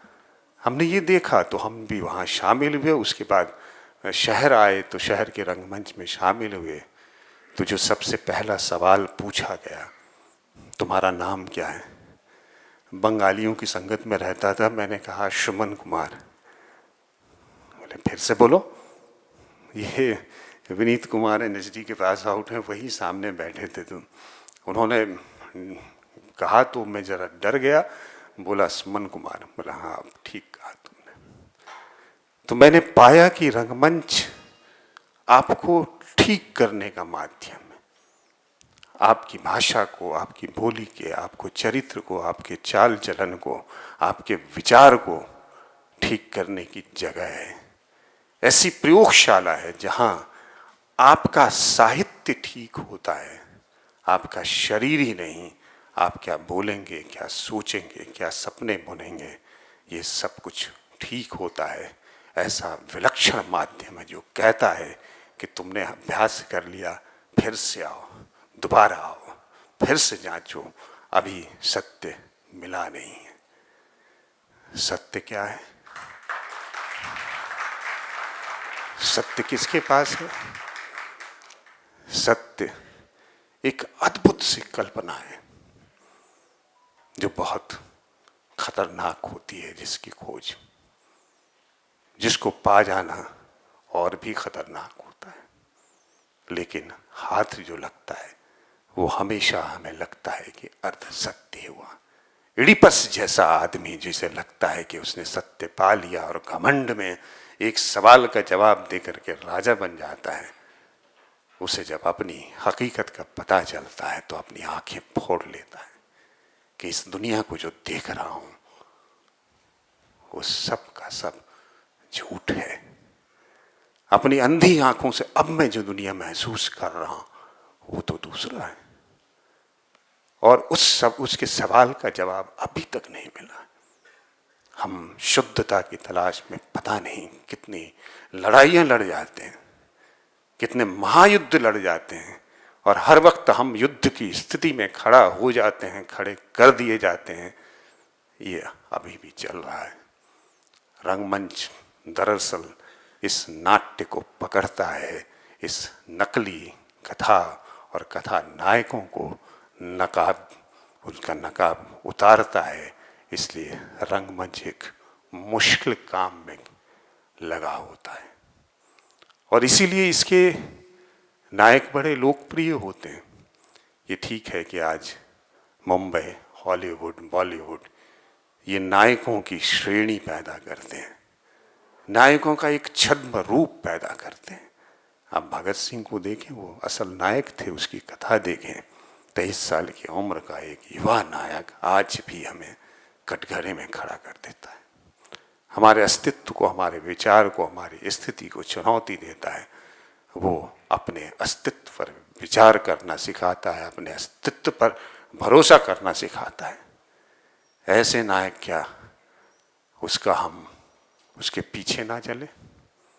यह असल नायक तो वही है जो अभी भी हमारे लिए जो है प्रेरणा का स्रोत है। तो खैर, हम लोगों ने भी ऐसे ही अपने लिए अपने अंदर नायक को ढूंढना चाहा। तो इस नायक को ढूंढने के लिए तरह तरह के नायकों को हमने अपने साहित्य में पाया, क्योंकि उस समय साहित्य ही सहज उपलब्ध था। तो हम रोज 4 आने का साहित्य लेकर के उस पटरी पर से आते थे और उसे एक रात में पूरा का पूरा पढ़ जाते थे, क्योंकि 4 आने वसूलने होते थे। दूसरे दिन दोबारा 4 आने लग जाने थे। इसलिए 4 आने का साहित्य हम पूरा का पूरा, किसी भी तरह नींद ना आती थी जब तक उसे पढ़ नहीं लेते थे, जब तक छिप करके पढ़ नहीं लेते थे, कहीं चैन नहीं मिलता था। और दरअसल सिनेमा भी देखना शुरू किया था तो वहाँ के नायक भी आ गए। वो अलग तरह का साहित्य लिखता था, वो दूसरा ही साहित्य लिखता था जिसमें विजुअल था। इस विजुअल को जब हमने एक नाटक में एक यात्रा मंडली को देखा, तो जहाँ उस यात्रा मंडली में शायद वो बेहुला बिसहरी की कथा कह रहा था, जहाँ जो है एक स्त्री अपने पति के शव को लेकर के यमराज को टक्कर देने निकल पड़ी है कि इसे मैं जिंदा करके आऊँगी, और वो जिंदा करवा के लाती है। तो उसका प्रभाव पड़ा और मैं अपने लिए रास्ते खोजने लगा। प्रचलित नायकों के हिसाब से समाज में नायक कौन है? अभी जो हमारे माँ बाप या घर वाले बताते हैं कि आईएएस नायक है, इंजीनियर नायक है, डॉक्टर नायक है, प्रोफेसर नायक है, वो धीरे धीरे उसकी श्रेणी उतरते उतरते रंगमंच वाले कहीं नायक नहीं है। वो नायकों का रोल अदा करते हैं, लेकिन वो खुद नायक नहीं हो पाते। ये विडम्बना है। वो जब फिल्मों में शिफ्ट करते हैं, वहाँ सफलता हासिल करते हैं, तो ये अर्थ से जुड़ा हुआ है, इसमें कर्म का कोई ये नहीं है। अर्थ से जुड़ी हुई चीज़ें, उसे इंटेलेक्चुअल माना जाता है, बुद्धिजीवी माना जाता है। ये ठीक है, वो लोगों को सहज उसके साथ रह कर के जो है, समाज के साथ रह कर के समाज को सुधारने की कोशिश करता है, या समाज के लिए अपनी उपयोगिता साबित करने की कोशिश करता है। तो हम भी नायक होने की उम्मीद में रंगमंच से जब जुड़ते हैं, तो रंगमंच से जुड़ने के कारण जो है, हम चाहते हैं कि हम अद्भुत सी चीज़ें करें। इस अद्भुत सी चीज़ें करने में हम जब नाटकों का करते हैं, तो नाटक का इतिहास जो है 10,000 साल का नाटक भी आज नया होता है। हमारे साथ दिक्कत ये है कि मैं आधे अधूरे करूं तो आज वो नया हो जाएगा, लेकिन वो लोग क्या कहेंगे कि ये बहुत पुराना नाटक है। तो हम इससे बचने के लिए भी अपना जो है, जो अपनी रचनात्मकता की डींग हाँकने के लिए, या अपनी रचनात्मकता का पैमाना, या उसको जो है उसका प्रभावशाली बनाने के लिए, अपनी रचनात्मकता का डंका हासिल करने के लिए दूसरी चीज़ों की तरफ देखने लगते हैं। क्योंकि पूरे विश्व में नाटक का साहित्य जो है वो इन्हीं सब चीज़ों से, कथाओं से बना है। महाभारत से लेकर के, चाहे आप वेस्टर्न देख लें, देव देख लें, ये सच हैं। कथाओं से, कविताओं से, स्मरण से, साहित्य से, किसी भी चीज़ से। तो हमारे लिए चुनौती भी होती है। जब हम विधा के होते हैं तो हमारे लिए चुनौती होती है कि हमारे हाथ में जो लगेगा हम उसे नाटक में तब्दील कर देंगे। जैसे एक पत्रकार चुनौती लेता है, तो हम विधा के महारथी हैं, आप जो कुछ मेरे पास लेकर के आएंगे इतना पक्का है कि वो नाटक में तब्दील हो जाएगा। आप इस बात को, वो अपनी जात छोड़ देगा, उसे जो है शिफ्ट होना पड़ेगा, क्योंकि वहाँ इसे रस चाहिए, भाव चाहिए, अभिनय चाहिए, इसे लोकधर्मी होना है या नाट्यधर्मी होना है, इसे किसी कैरेक्टर चाहिए, उसका स्वभाव चाहिए, उसमें हमें सिद्धस्त होने वाला अभिनेता चाहिए, उसमें भाषण चाहिए, उसमें नाच चाहिए, गाना चाहिए, सुखद अनुभव, आनंद चाहिए। इन सब चीज़ों से के प्रयोग से कथा जो है रोचक हो जाती है। और कई बार प्रयोक्ता के हाथ में भी होता है कि उसकी परिणति क्या हो।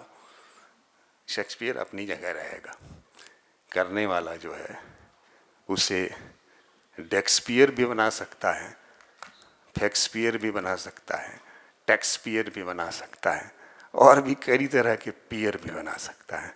Thank you. तो प्रयोग होना चाहिए। धन्यवाद।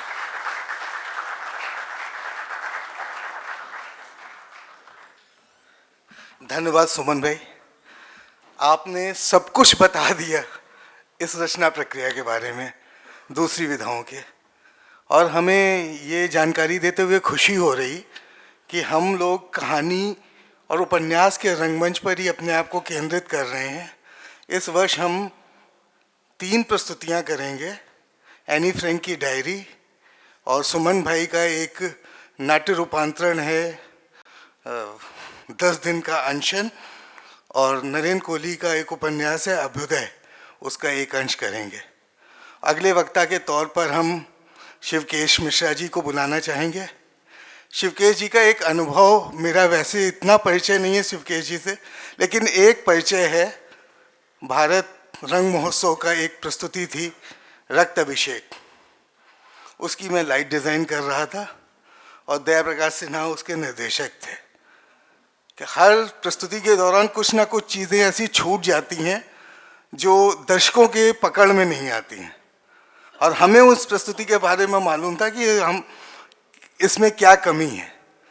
और जब वो प्रस्तुति हुई भारत रंग महोत्सव में, शिवकेश जी ने उस कमी को इतनी खूबसूरती से पकड़ा और निर्देशक को जब अवगत कराया तो निरुत्तर कर दिया शिवकेश जी ने। उस दिन मैं फैन हो गया शिवकेश जी का कि इतनी माइन्यूटली जो चीज़ हम 3-4 साल से उस प्रस्तुति को कर रहे हैं, हमारी नज़र में बड़ी मुश्किल से आई, और शिवकेश जी ने एक प्रस्तुति 2 घंटे के अंदर, जिसे कहते हैं एक होता है नाट्य समालोचना, तो उसको इतनी खूबसूरती से शिवकेश जी ने किया। मैं उस दिन से फैन हो गया शिवकेश जी का। मैं आमंत्रित कर रहा हूँ शिवकेश जी को। शिवकेश जी इंडिया टुडे से जुड़े हैं और साहित्य पर और रंगमंच पर लिखते रहे हैं, और बहुत उन्होंने इस दूसरी विधाओं के रंगमंच को बहुत खूबसूरती से देखा है, और उसके बारे में उनके क्या अनुभव रहे हैं उनसे हम मिलते हैं, और वो बताएंगे कि उन प्रस्तुतियों का जो दूसरी विधाओं से रंगमंच पर होती हैं उनका क्या हर्ष होता है, अच्छा होता है या बुरा होता है। शिवकेश भाई।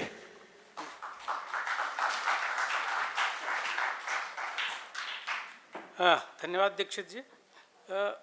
हमें लगता है कि ज़्यादातर लोग अब नाटक देखने के लिए आए हैं और नाटक का समय शुरू हो गया है, और जैसे आजकल क्योंकि अब चुनाव घोषित हो गए हैं, आचार संहिता लग गई है, तो नाटकों की भी मुझे लगता है एक आचार संहिता होनी चाहिए कि भैया नाटक का समय शुरू हो गया है ना। हमारे पास 10 बजे तक चलिए।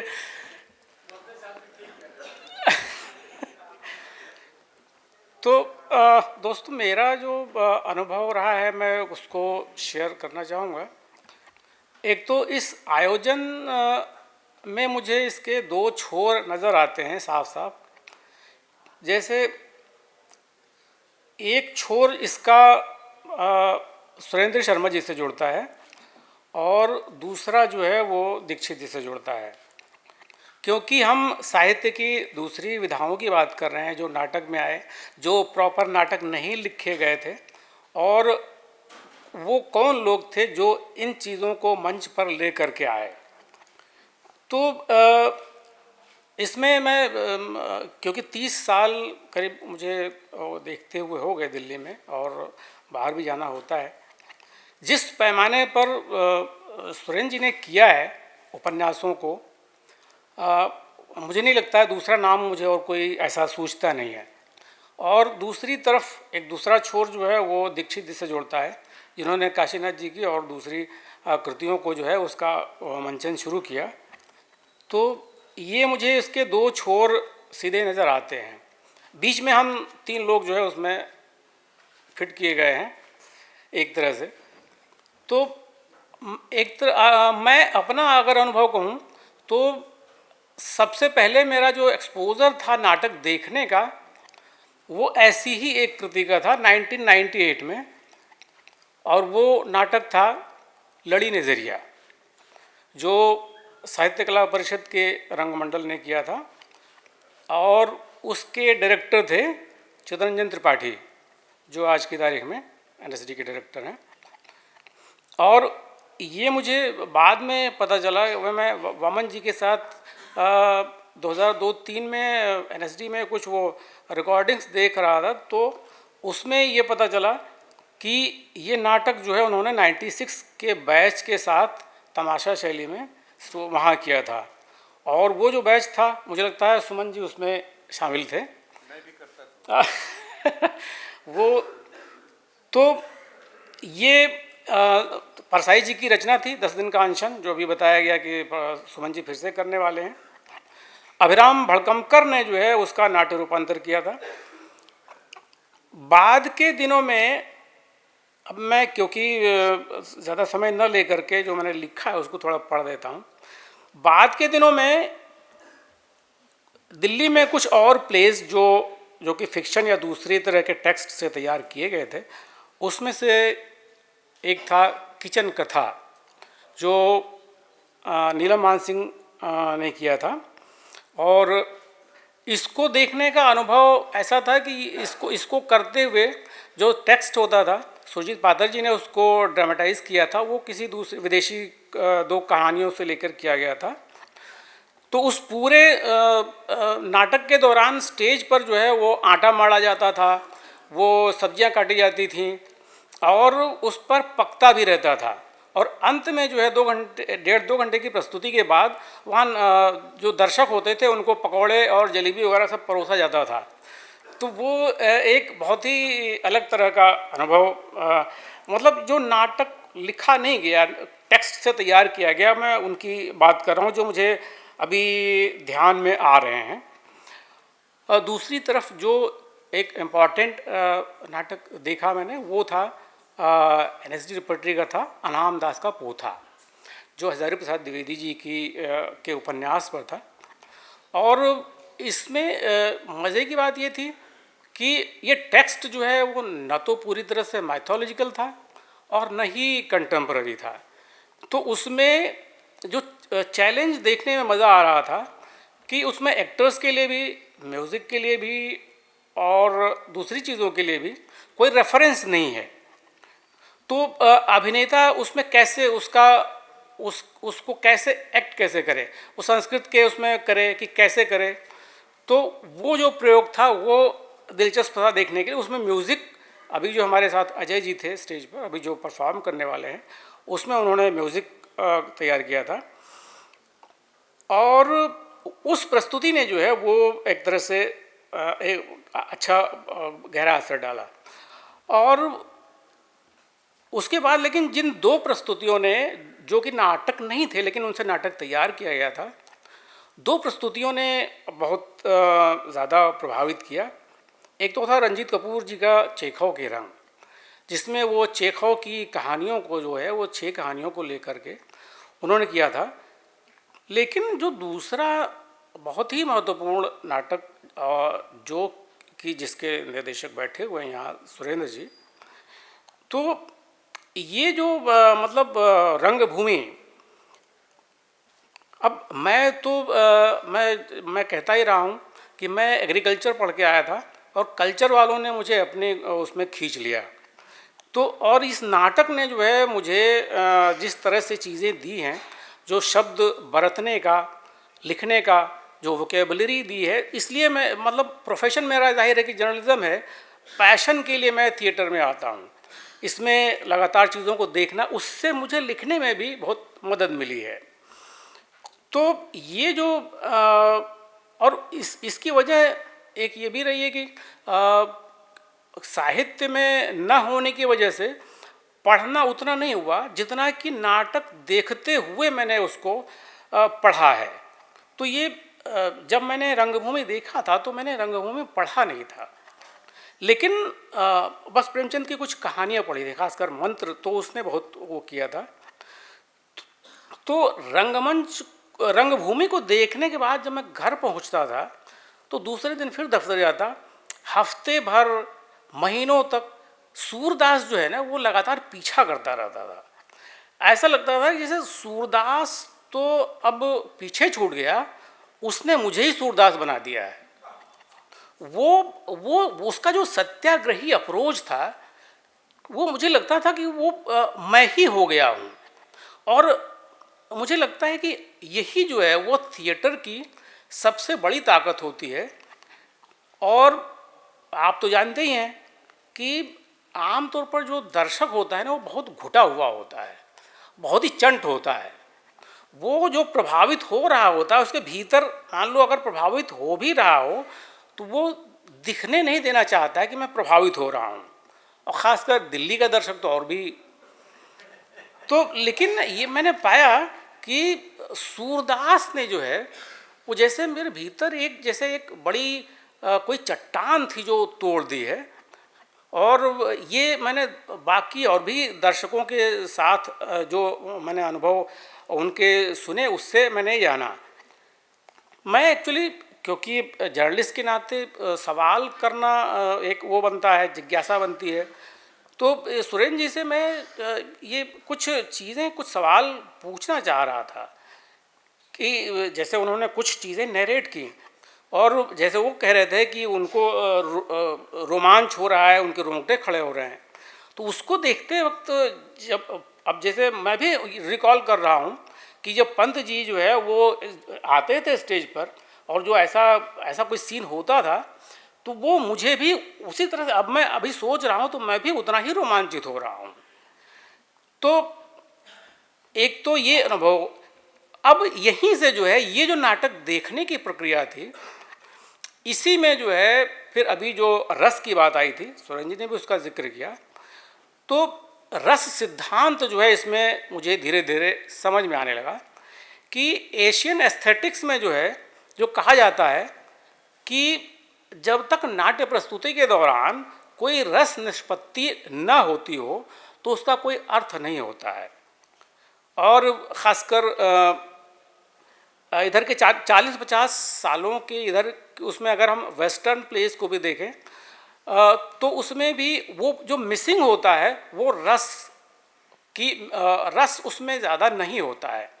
इसीलिए जो है वो मैं भी एक अभी जल्दी एक एक्ट्रेस हैं, वो थिएटर की भी है, सिनेमा की भी हैं, मीता वशिष्ठ, तो मैं उनसे बात कर रहा था तो उन्होंने ये इस रस निष्पत्ति के बारे में उन्होंने बहुत ही दिलचस्प एक वाक़या बताया कि वो एक बॉम्बे के एक बड़े ग्रुप के साथ जो है वो एक नाटक कर रही थी, अगस्त और ओसाज काउंटी। ये जो है ये ट्रेसी लेट्स का वो है, लिखा हुआ है, इसको पुलिट्जर अवार्ड मिल चुका है।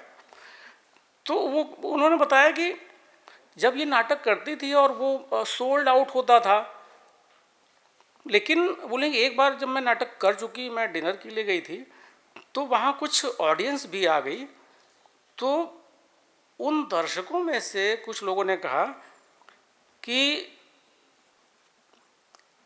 इस नाटक को देख के हम बहुत थक गए हैं, ये हमारी ज़िंदगी में जैसा है वैसा ही आपने दिखा दिया है। तो इसमें हमें मतलब जैसे कहते हैं कि एक रिलैक्स होना होता है, ये हम इससे रिलैक्स नहीं हुए, हम इससे थक गए हैं। तो मीता वशिष्ठ ने कहा ये बात मुझे भी हिट करने लगी कि ये बात तो है कि एशियन जो एस्थेटिक्स है, एशियन जो वो है सोच है, उसमें जो रस का सिद्धांत है कि अगर रस नहीं है तो फिर मुश्किल है, वो उस प्रस्तुति का जो है कोई बहुत मायने नहीं है।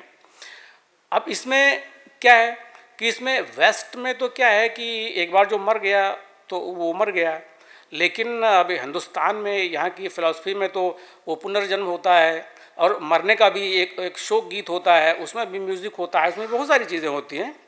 मतलब ये फाइनलिटी नहीं होती है, ये फिर से उसको वो कर लेते हैं। अब इस तरह से अगर देखें तो हमको उसकी जैसे आप दर्शक हैं, अब दर्शकों के लिए एक संज्ञा दी गई है रसिक, तो अब इसको देखेंगे तो आप पाएंगे कि इसकी मूल अवधारणा में ही जो है वो रस शामिल है। और आपकी अगर प्रस्तुति में ही रस नहीं है दर्शक के भीतर जो है अगर रस निष्पत्ति नहीं हो रही है, वो अगर भीग नहीं रहा है, अगर इसको ऐसे कहें कि अगर भीग नहीं रहा है तो भागेगा वो।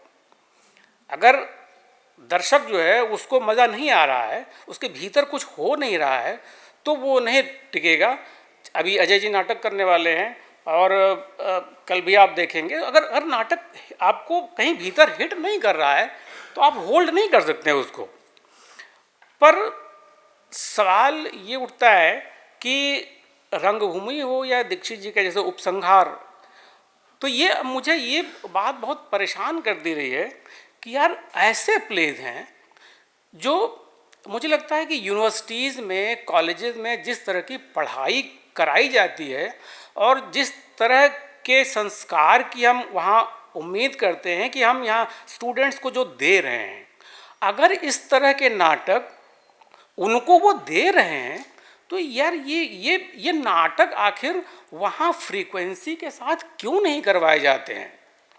अब जैसे अभी सुरंज ने बताया कि उस रंगभूमि के जो है वो 45-46 शोज हुए हैं और 2002 में शुरू हुआ था वो। अरे भाई, ये यूनिवर्सिटीज़ कॉलेजेस में इसकी फ्रीक्वेंसी के साथ क्यों नहीं करवाया जाता है। अगर आप उन बच्चों को जो है ऐसी तालीम देना चाहते हैं, वो उनको वो मनुष्य बने, वो जो सूरदास है उसको देखने के बाद कौन नहीं पिघलता है। तो आखिर ये चीज़ें उस वक्त भी जब बात हुई थी तो ये कहा गया कि स्टूडेंट्स यूनियन जो है उस बारे में कुछ चर्चा कर रही है और वो शायद उसको और करवाएंगे, लेकिन फिर शायद बात जो है वो आई गई हो गई। तो अब दूसरी विधाओं की बात चलती है। यहाँ मैं 2 पॉइंट्स और वो उठाऊँगा कि अब इसमें जो दूसरी विधाएं हैं इसमें आत्मकथाएं भी आती हैं और बहुत सारी ऐसी चीज़ें हैं जो मुझे लगता है कि जिनको उठाया जाना चाहिए था और वो नहीं हुआ है। अब ये क्यों नहीं हुआ, उसके पीछे क्या उसके जैसे कहते हैं ना कि हैमलेट का डायलॉग है ना कि टू बी और नॉट टू बी। तो अब यहाँ ये भी सवाल आता है कि what to do, what not to do. ये अब उसमें चुनने की बात आती है। तो जैसे सुरेंद्र जी जाहिर है कि बताएंगे कि वो कैसे चीज़ों को चुनते कैसे हैं। जैसे उन्होंने उपन्यास जो चुने और उन्होंने जो किया है वो पहली बार किए हैं, पहले किसी ने नहीं किया। तो इधर के 10-15 सालों में एक आत्मकथा जो है वो बहुत ही जिसने हिट किया, बहुत प्रभावित किया पूरे हिंदी जगत को, और वो थी डॉक्टर तुलसी राम की आत्मकथा मुर्दहिया। अब ये अंकुर जी से एक बार बात हो रही तो उन्होंने कहा शायद कोई इसको कर रहा है या शायद किसी ने एक आध बार किया है, लेकिन मुझे लगता है कि उसको जो है उसको किया जाना चाहिए था। जैसे उसमें क्या है कि वो उसमें हमारे आपके ही जो दोहरे चरित्र की जो है ना वो कलई खुलती है और वो इतने शांति से चीज़ें नरेट करते हैं। इस तरह का टेक्स्ट अगर आता है तो मुझे लगता है कि हमारी जो शिक्षा है उसको ही उसका काम आसान होगा और वो अगर वैसे नाटक दिखाए जाएंगे। इसी तरह से एक और जो लेखक हैं और जो मुझे लगता है कि वो साहित्य में तो उनका बहुत ही अहम स्थान है, वो है डॉक्टर ज्ञान चतुर्वेदी। पेशे से तो डॉक्टर हैं, लेकिन जो व्यंग्य लिखते हैं उनके उपन्यास जो है खासकर 12 मासा से लेकर के और स्वांग और पागलखाना और अभी तो एक जो आया है एक तानाशाह की प्रेम कथा, और मुझे लगता है कि वो लिख देने के बाद उसमें बहुत उसको चीज़ों को छोड़ देते हैं कि पाठक पढ़ेगा, अपना जो भी करना होगा करेगा। लेकिन हमें लगता है कि थिएटर के लोगों को इस तरह के टेक्स्ट को जो है वो चुनने का कोई एक उसकी एक प्रोसेस होनी चाहिए। अब जाहिर है कि कोई भी नाटक करना, जैसे अभी दीक्षित जी ने बताया, सुरेंद्र जी खुद ही बता रहे हैं, एक नाटक को करने में 1.5-2 लाख रुपए का खर्चा आता है, तो वो एक दुरूह प्रक्रिया है। लेकिन मुझे लगता है कि जो चीज़ें छूट रही हैं और जो बहुत इम्पॉर्टेंट हैं, अब इसका नुकसान क्या है कि ज्ञान जी का कोई उपन्यास अगर नहीं होगा तो उनको कोई नुकसान नहीं है। अब क्या है कि वो फिल्मों के लिए जा रहे हैं। अब वो अभी इस उम्र में जो है 65-70 साल की उम्र में, अब उन्होंने सिनेमा के लोगों को समझ में आ गया कि ये हमारे काम के हैं। उन्होंने उनसे स्क्रिप्ट लिखवानी शुरू कर दी, 2 स्क्रिप्ट उन्होंने करवा ली है। तो ये एक तरह से थिएटर का जो है नुकसान है। और ये जाहिर है कि ये वो टेक्स्ट है जो कि नाटक नहीं है, वो प्रॉपर नाटक नहीं है, एक नाटककार ने नहीं लिखा है। तो मुझे लगता है कि इन चीज़ों पर भी जो मैंने कुछ मोटी मोटी बातें उठाई हैं, मैं अपनी बात यहीं ख़त्म करता हूँ। शुक्रिया, धन्यवाद।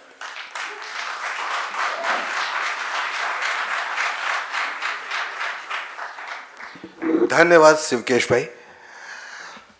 साहित्य की कविता, उपन्यास और कहानी विभाग में एक शिखर नाम है निराला का, सूर्यकांत त्रिपाठी निराला। उस क्षेत्र से आते हैं संगम भाई, और सहयोग से बैसवारे का वही रीज़न मेरा भी है। संगम भाई ने कई अखबारों के साथ जुड़कर काम किया और नाटक पे बहुत खूबसूरती से लिखा है, बहुत अच्छा लिखते हैं। हम जब भी मैं कोई नाटक करता हूँ, संगम भाई का कोई भी सजेशन होता है और वो इतना सटीक होता है कि आगे की प्रस्तुतियों में जब हम उसको प्रयोग करते हैं वो बहुत अच्छे लगते हैं। जैसे हम अभी रेहन पे रघु कर रहे हैं, संगम भाई के 2-3 सजेशन बहुत अच्छे थे सेट को लेकर और वो बहुत अच्छे लगे, और हमने उसके आगे के शोज़ में बनारस में जाके वो सब किया और वो प्रभाव जो उत्पन्न हुआ बहुत अच्छा हुआ। तो करने वाले और देखने वालों के बीच का जो एक सामंजस्य है, जब समीक्षक देखता है और समालोचना के तौर पर जो पक्ष सामने लाता है, अगर उसको पॉजिटिवली टीम लेती है, निर्देशक लेता है, उससे बहुत ही भला होता है रंगमंच का। और संगम भाई ने लगभग हिंदी भाषी क्षेत्रों का पूरा रंगमंच देखा है और सारी नाट्य संस्थाओं का काम भी देखा है। संगम भाई से हम जानना चाहेंगे कि उनके कैसे अनुभव रहे जो देखे हुए नाटक हैं, और साहित्य की दूसरी विधाओं से रंगमंच पर जब उन्होंने देखा तो पढ़ने और देखने का जो स्वाद है वो कैसा मिला, और उनसे वो हमें अवगत कराएं ताकि हम जान सकें कि दूसरी विधाओं से नाटक के इतर जो विधाएं हैं वो जब रंगमंच पे होती हैं तो उनका कैसा स्वरूप होता है, उसकी परिणति क्या होती है। संगम भाई।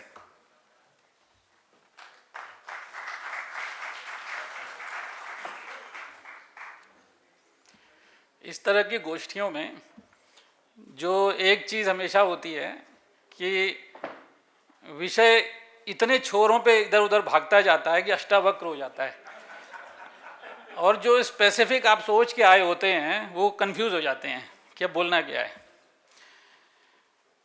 फिर भी मैंने ये ऐसा इसलिए होता है कि मैंने देखा है कि लोग जनरलाइज करते हैं, जो स्पेसिफिक विषय है उस पर फोकस ना रह के वो इधर उसको इतने सामान्यीकृत कर देते हैं कि एक गड़बड़ झाला हो जाता है। अच्छा, ऐसा होने की एक वजह है क्योंकि हमारी जो पूरी फिलॉसफी है, हमारी भारतीय फिलॉसफी, वो मूलतः ये मानती है कि जो कुछ हो रहा है वो अच्छे के लिए हो रहा है, जो होता है वो अच्छे के लिए होता है।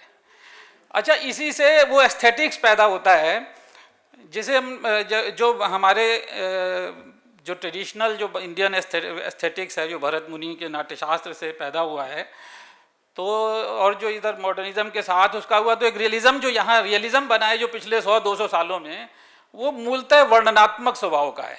उसमें वर्णन करना है, उसमें अंतर्वस्तु नहीं होती है। तो वर्णन करना है जब, तो उसमें जो है ये चीज़ इसी तरह आती है। उसमें जो कोई स्पेसिफिक नहीं होता है कि हम ये इसमें कोई अंतर्वस्तु का ये इसमें शामिल कर रहे हैं, ऐसा कुछ नहीं होता है। तो ये शिवकेश जी ने जो एक बात अभी बोली थी, वो असल में वो स्पेसिफिक जो भारतीय जो सौंदर्य शास्त्र है वो ठीक कह रहे हैं, वो रस निष्पत्ति का शास्त्र है। लेकिन जो मॉडर्निटी है वो ठीक रस निष्पत्ति का अर्थ क्या है। देखिए, इसको सबसे आसान तरीका समझने का ये है कि रस सिद्धांत में जो अभिनेता होता है या कलाकार जो है, उससे ये उम्मीद की जाती है कि वो ब्लैंक हो जाए, यानी कि जो उसके अंदर धारणाएं हैं, जो उसका एक बंधा हुआ व्यक्तित्व है वो ना रहे, वो एक फ्री व्यक्तित्व बने, क्योंकि उसी व्यक्तित्व से रस और लय पैदा होती है। ये भारतीय एस्थेटिक्स का नियम है। लेकिन जो हमारा मॉडर्न ये जो सारे जो रियलिज्म है जो वेस्ट से आया है, उसमें जो अंतर वस्तु है वो महत्वपूर्ण है, यानी वो एक कॉम्प्लेक्स सिचुएशन। इसलिए जो अभिनय के जितने भी पाश्चात्य सिद्धांत हैं, चाहे ब्रेख्तियन हो, चाहे स्तानिस्लावस्की हो, चाहे ग्रोटोस्की हो, उसमें ये इस चीज़ को कहा गया है बार बार कि हम एक कॉन्शियस माइंड के कितने लेवल हो सकते हैं, इसी को अलग अलग ये व्याख्या करते हैं वो। तो हमारे यहाँ ये चीज़ नहीं है। हमारे यहाँ का जो एस्थेटिक्स है, और इसी से ये समस्या पैदा होती है, क्योंकि हम मान लीजिए कि जैसे कथा वाचन पे आया कि कहानी का तो जो ह्यूमैनिटी है, पूरी मानवता है, कहानियाँ तो उसमें शुरू से हमेशा से ही रही हैं। लेकिन जो समाज आगे बढ़ा है तो कहानी को कहना, यानी एक दर्शक के रूप में मैं जा रहा हूँ अगर कोई नाटक देखने, तो मैं चाहता क्या हूँ उससे, कि मैं कुछ भी देख लूँगा, कि जो भी हो रहा है वो कुछ भी मैं देख लूँगा। मगर अमूमन ट्रेंड यही है, मैंने जो देखा है।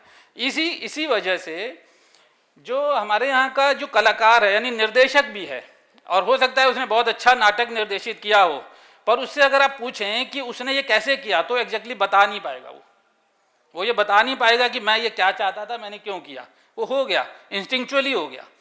अच्छा, ये कैसे होता है? क्योंकि इसका मतलब है कि उस सब्जेक्ट का कनेक्शन उस डायरेक्टर से या अभिनेता से बहुत अच्छा बन गया है, एक इंस्टिंक्चुअल लेवल पे बहुत अच्छा बन गया है। क्योंकि मैंने बड़े बड़े निर्देशकों को देखा, मैंने उनके किसी प्रस्तुति से प्रभावित होकर जब उनको देखने गए, उनसे बात करने गए, तो वो उस चीज़ की व्याख्या उतनी अच्छी तरह नहीं कर पाए कि उन्होंने कैसे किया। ये एक स्पॉन्टेनियस प्रोसेस है ये, जिसको वो करते हैं। तो ये चीज़ है। मैंने जैसे सुरेंद्र शर्मा जी के उपन्यासों का बहुत जिक्र हुआ। सुरेंद्र जी से भी पहले हिंदी में जो दो उपन्यास ज़्यादा खेले जाते थे, एक राग दरबारी और एक गोदान, ये दोनों खेले जाते थे। अच्छा, उसमें से राग दरबारी का पर्टिकुलर मैंने देखा कि राग दरबारी का कोई उस तरह का राग दरबारी एक रिपोर्टाज नुमा उपन्यास है, तो उसका कोई सेंसिबल ऐसा ढांचा नहीं है। लेकिन जैसे सुरेंद्र जी ने जो उपन्यास किए, वो सारे उपन्यास संयोग से मेरे पढ़े हुए थे पहले, तो हमें पता है कि उसका एक पूरा एक संवेदन तंत्र है उस उपन्यास का भी अपना। तो डायरेक्टर जो है उस संवेदन तंत्र से कनेक्ट हो जाता है, और वो कनेक्ट हो जाता है, यानी कि वो इतना अच्छी तरह कनेक्ट हो चुका है कि वो प्रस्तुति उतनी अच्छी बन पाई।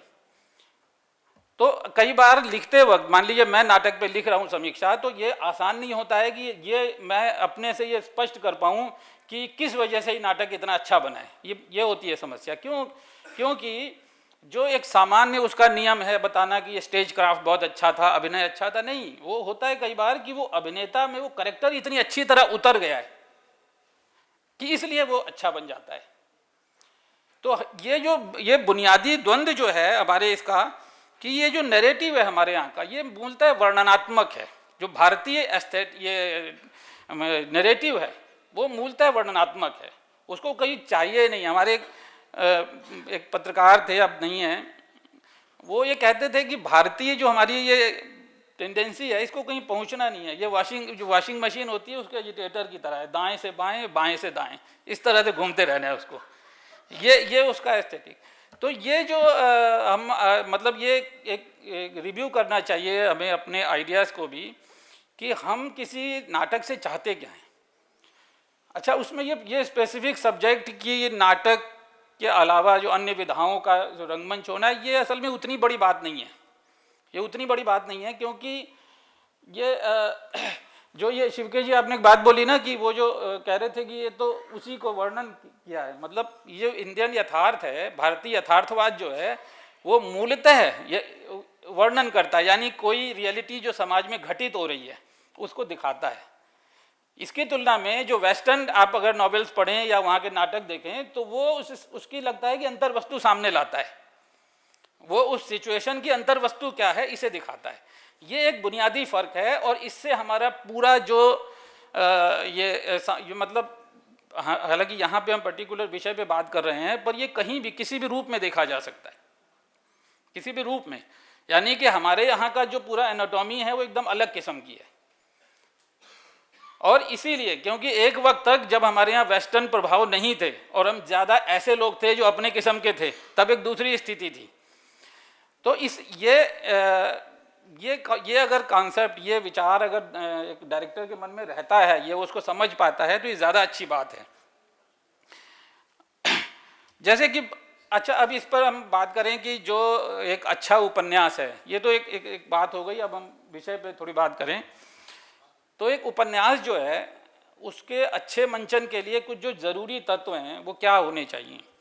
एक तो क्या है कि ये जो इस टेंडेंसी के कारण कि हम हर चीज़ का वर्णन कर सकते हैं, हम कोई भी चीज़ है इसका वर्णन कर सकते हैं। हो सकता है इस पर भी एक उपन्यास लिखा जा सके कि यहाँ इतने लोग बैठे हैं, इस पर भी कुछ लिख दिया जाए। लेकिन वो जो सिचुएशन है उसका एक मर्म है, कोई उस मर्म की हमें कितनी समझ है, हम उससे कितना अच्छी तरह कनेक्टेड हैं, हम उसको कितना अच्छी तरह लिख सकते हैं या पेश कर सकते हैं। ये एक जो पहलू है, ये डायरेक्टर, जैसे हमने बहुत सारे प्लेस देखे, एक बड़े डायरेक्टर हिंदी के मोहन महर्षि रहे हैं, उनके मैंने प्लेस देखे। एक उनका हुआ था, एक बड़ा हिंदी का मशहूर उपन्यास है दीवार में खिड़की रहती थी। वो प्ले मैंने देखा, उस पर लिखा भी, मुझे ये समझ आया कि इनको ये प्ले का या तो मूल रूप से समझ नहीं आया कि ये है उपन्यास है क्या, और या जो है वो उसको अभिव्यक्त नहीं कर पाए। इन दो में से कोई बात रही होगी। क्योंकि उसी उपन्यास की समीक्षा लिखते हुए एक हिंदी के बड़े आलोचक ने लिखा था कि वो उपन्यास कहीं मूव ही नहीं करता, उसमें कुछ है ही नहीं, सिर्फ वो कहानी कुछ है ही नहीं। वो एक वो साइकिल लेके जाता है और हाथी आता है, ऐसे 3-4 सिचुएशन है, उसमें वो पूरा उपन्यास है। तो अब उसको उन्होंने जिस पद्धति से मंचित किया था, वो उन्होंने वही सिचुएशन उठाई जो होता है डिपिक्शन, यानी वर्णन करने, दिखाना कि ये ऐसे हुआ। यानी उनके पास कोई मुहावरा ही नहीं था कि हम इस मंचन को कैसे करें। एक मंचन, एक उसकी एक डिवाइस होनी चाहिए इस तरह के उपन्यास के लिए, तो वो नहीं है। तो ये जो चीज़, और ख़ास तौर से ये तो सिर्फ उपन्यासों की बात नहीं है, बहुत से हमने वेस्टर्न प्लेस देखे जिनका कि कचरा किया हुआ है। क्यों किया हुआ है कि वो जिस मकसद से लिखे गए हैं उस मकसद को डायरेक्टर समझ ही नहीं पाया। क्योंकि हमारे यहाँ तो सिर्फ नरेटिव है, सिर्फ वर्णन किया जा रहा है, पर वहाँ पे जब ऐसे प्लेस लिखे जाते हैं तो उसके पीछे खास एक उसका आइडिया होता है लेखक का। ऐसे बहुत से नाटक ऊपर, सब में ना भी हो, मगर बहुत से जो फेमस हुए हैं उनके पीछे ये चीज़ होती है, यानी एक सर्टेन फिलॉसफी होती है, या कोई एक नए ढंग का यथार्थ सामने आना होता है। अब जैसे कि वो इसने गोविंद यादव ने किया था लोलिता का, तो लोलिता जो उपन्यास है वो तो बहुत ही उस पर कंट्रोवर्शियल रहा। अब उन्होंने पूरे उसमें एक स्टेज पे कार, खिलौना कार जो है वो घूमती रहती है पूरे उसमें, क्योंकि उसमें पूरा उपन्यास में क्या है कि वो कार में ही घूमता रहता है, तो उसी को दिखाया। पर वो उपन्यास का जिस्ट ये नहीं था। उपन्यास का जिस्ट था कि एक जो इस तरह का क्रिमिनल तो नहीं कहना चाहिए, एक परवर्ट माइंड व्यक्ति जो है वो किस तरह वर्क करता है, उसका भी एक यथार्थ है, तो इसको दिखाना था। तो हालांकि वो मतलब एज एक निर्देशक के रूप में उसने अच्छी डिवाइस निकाली थी, लेकिन उसका जो जिस्ट है वो सामने नहीं आ पा रहा था। तो ये समस्या इसलिए भी है कि जो नाटक होता है वो तो फिर भी स्पष्ट रूप से एक ढांचे में मौजूद होता है, पर जो अन्य विधाएं हैं उनमें आपको निर्देशक को सब कुछ खुद करना होता है। यानी उसको उसका ढांचा भी तैयार करना है, उसका जो है सारा जो उसका जो मंची क्या पोजीशनिंग होगी सब उसको स्पष्ट करना है। तो ये है। ऐसा ही मैंने अभी देखा, इन्होंने किया था, विकास बहारी ने अजनबी किया, जो इनका कामों का बड़ा मशहूर उपन्यास है, आउटसाइडर का। अच्छा, वो उपन्यास क्या है और कहा क्या? क्योंकि एक समस्या ये है कि हम लोग एस्थेटिकली इतना डिफरेंट हैं, उस वेस्टर्न रियलिज्म से इतना डिफरेंट हैं कि हमारी एक आदत है कि हम हर चीज़ को इमोशनलाइज करते हैं। हम इमोशनलाइज किए बिना किसी चीज़ को देख ही नहीं पाते कि उसमें अगर उसका जो मकसद है वो आखिर में किसी इमोशन पे जाके ख़त्म होगा। ये हमारी एक सामान्य एक प्रवृत्ति है। जबकि ऐसा नहीं है, वहाँ के ये साहित्य में ये ज़रूरी चीज़ नहीं है, क्योंकि वो हार्डकोर रियलिटी है तो है। इवन टॉलस्टॉय जैसा लेखक जो कि आधे एशिया, रूस जो आधा एशिया है, उनके यहाँ का देखिए वो रियलिटी को कहाँ तक जाके देखते हैं, भीतर तक, तो उसकी अंतर बस। तो ये एक बेसिक प्रॉब्लम है।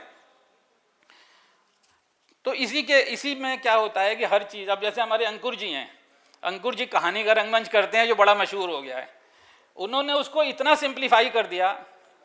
अरे योगेश जी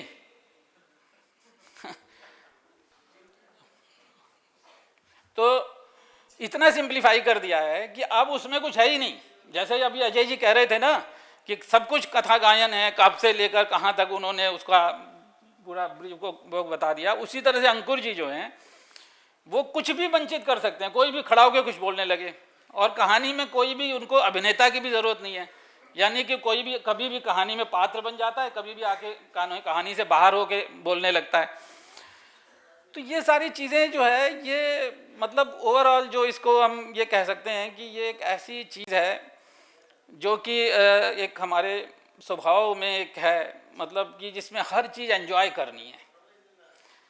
इसके लिए मेरा जो शब्द है वो है कि सुखवाद है, एक तरह का हर चीज़ में एक सुख ढूंढना है, हर चीज़ एंजॉयबल है, यानी टेंशन। जैसे एक जो ग्रीक जो वेस्टर्न नाटक है वो ट्रेजेडी से निकला है, ग्रीक ट्रेजेडी से। हमारे यहाँ जो है भरत मुनि ने ट्रेजेडी को निषिद्ध कर दिया। देखिए कितना बड़ा बुनियादी फर्क यहीं से शुरू हो जाता है। ग्रीक जो प्ले वेस्टर्न ट्रेडिशन है वो ट्रेजेडी से निकला है, हमारे यहाँ ट्रेजेडी को निषिद्ध कर दिया गया, क्योंकि ट्रेजेडी से दुख होता है। दुख इसलिए होता है कि जो ट्रेजेडी है वो अल्टीमेट दुख है, वो दुख नहीं है। दुख तो हमारे यहाँ भी मान्य है, पर अल्टीमेट दुख मान्य नहीं है, यानी दुखांत मान्य नहीं है, दुखांत पे नहीं होना चाहिए नाटक खत्म। ये भरत मुनि के सिद्धांत का एक पार्ट है ये भी।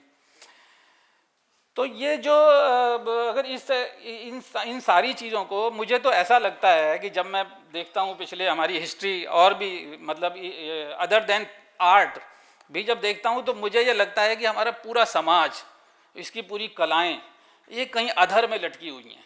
उनको पता नहीं है कि हमें क्या हमें पहुँचना कहाँ है। वो वेस्ट से भी प्रभावित होते हैं, फिर यहाँ के हमारे लिए उनको ये भी लगता है कि हमारा तो खुद ही बहुत ग्रेट ट्रेडिशन है, और वो ये नहीं समझ पाते कि एक दूसरे से कितनी उलट हैं ये चीज़ें।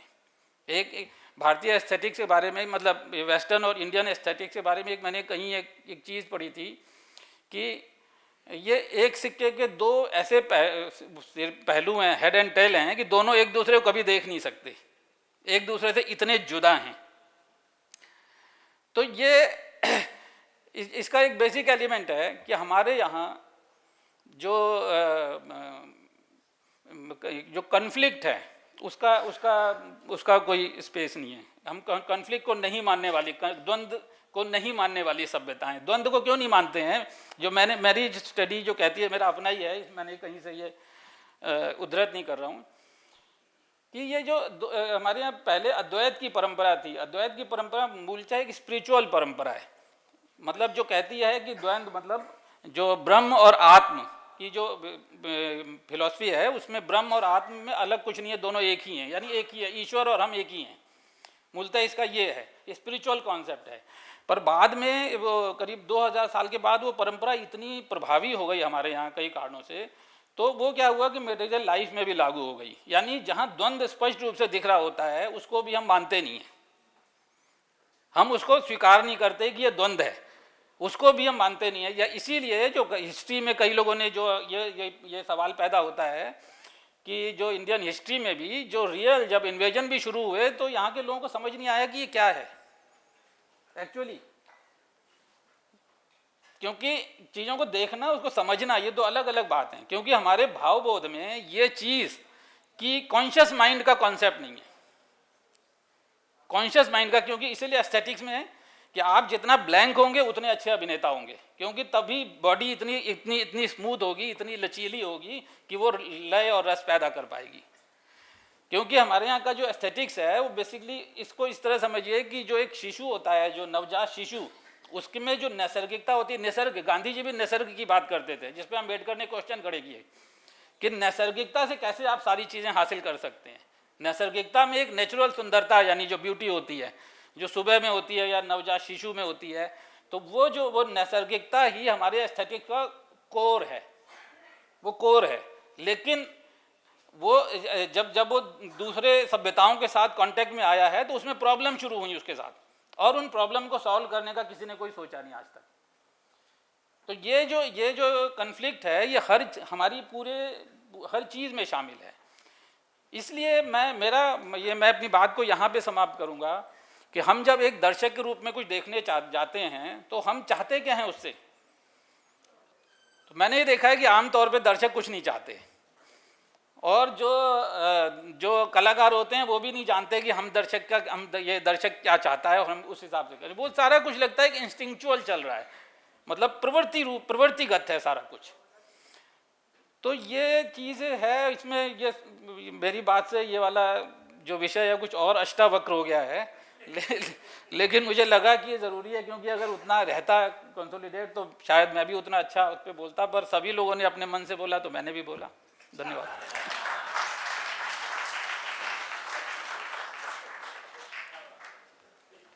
धन्यवाद संगम भाई, बहुत समय हो गया, आप इंतज़ार करते रहे, आपके पेशेंस के लिए धन्यवाद। बस आप सभी अतिथियों का हृदय से आभार कि आप आए और आपने अपना बहुमूल्य समय दिया और इस विषय पे अपने विचारों से हम सबको अवगत कराया।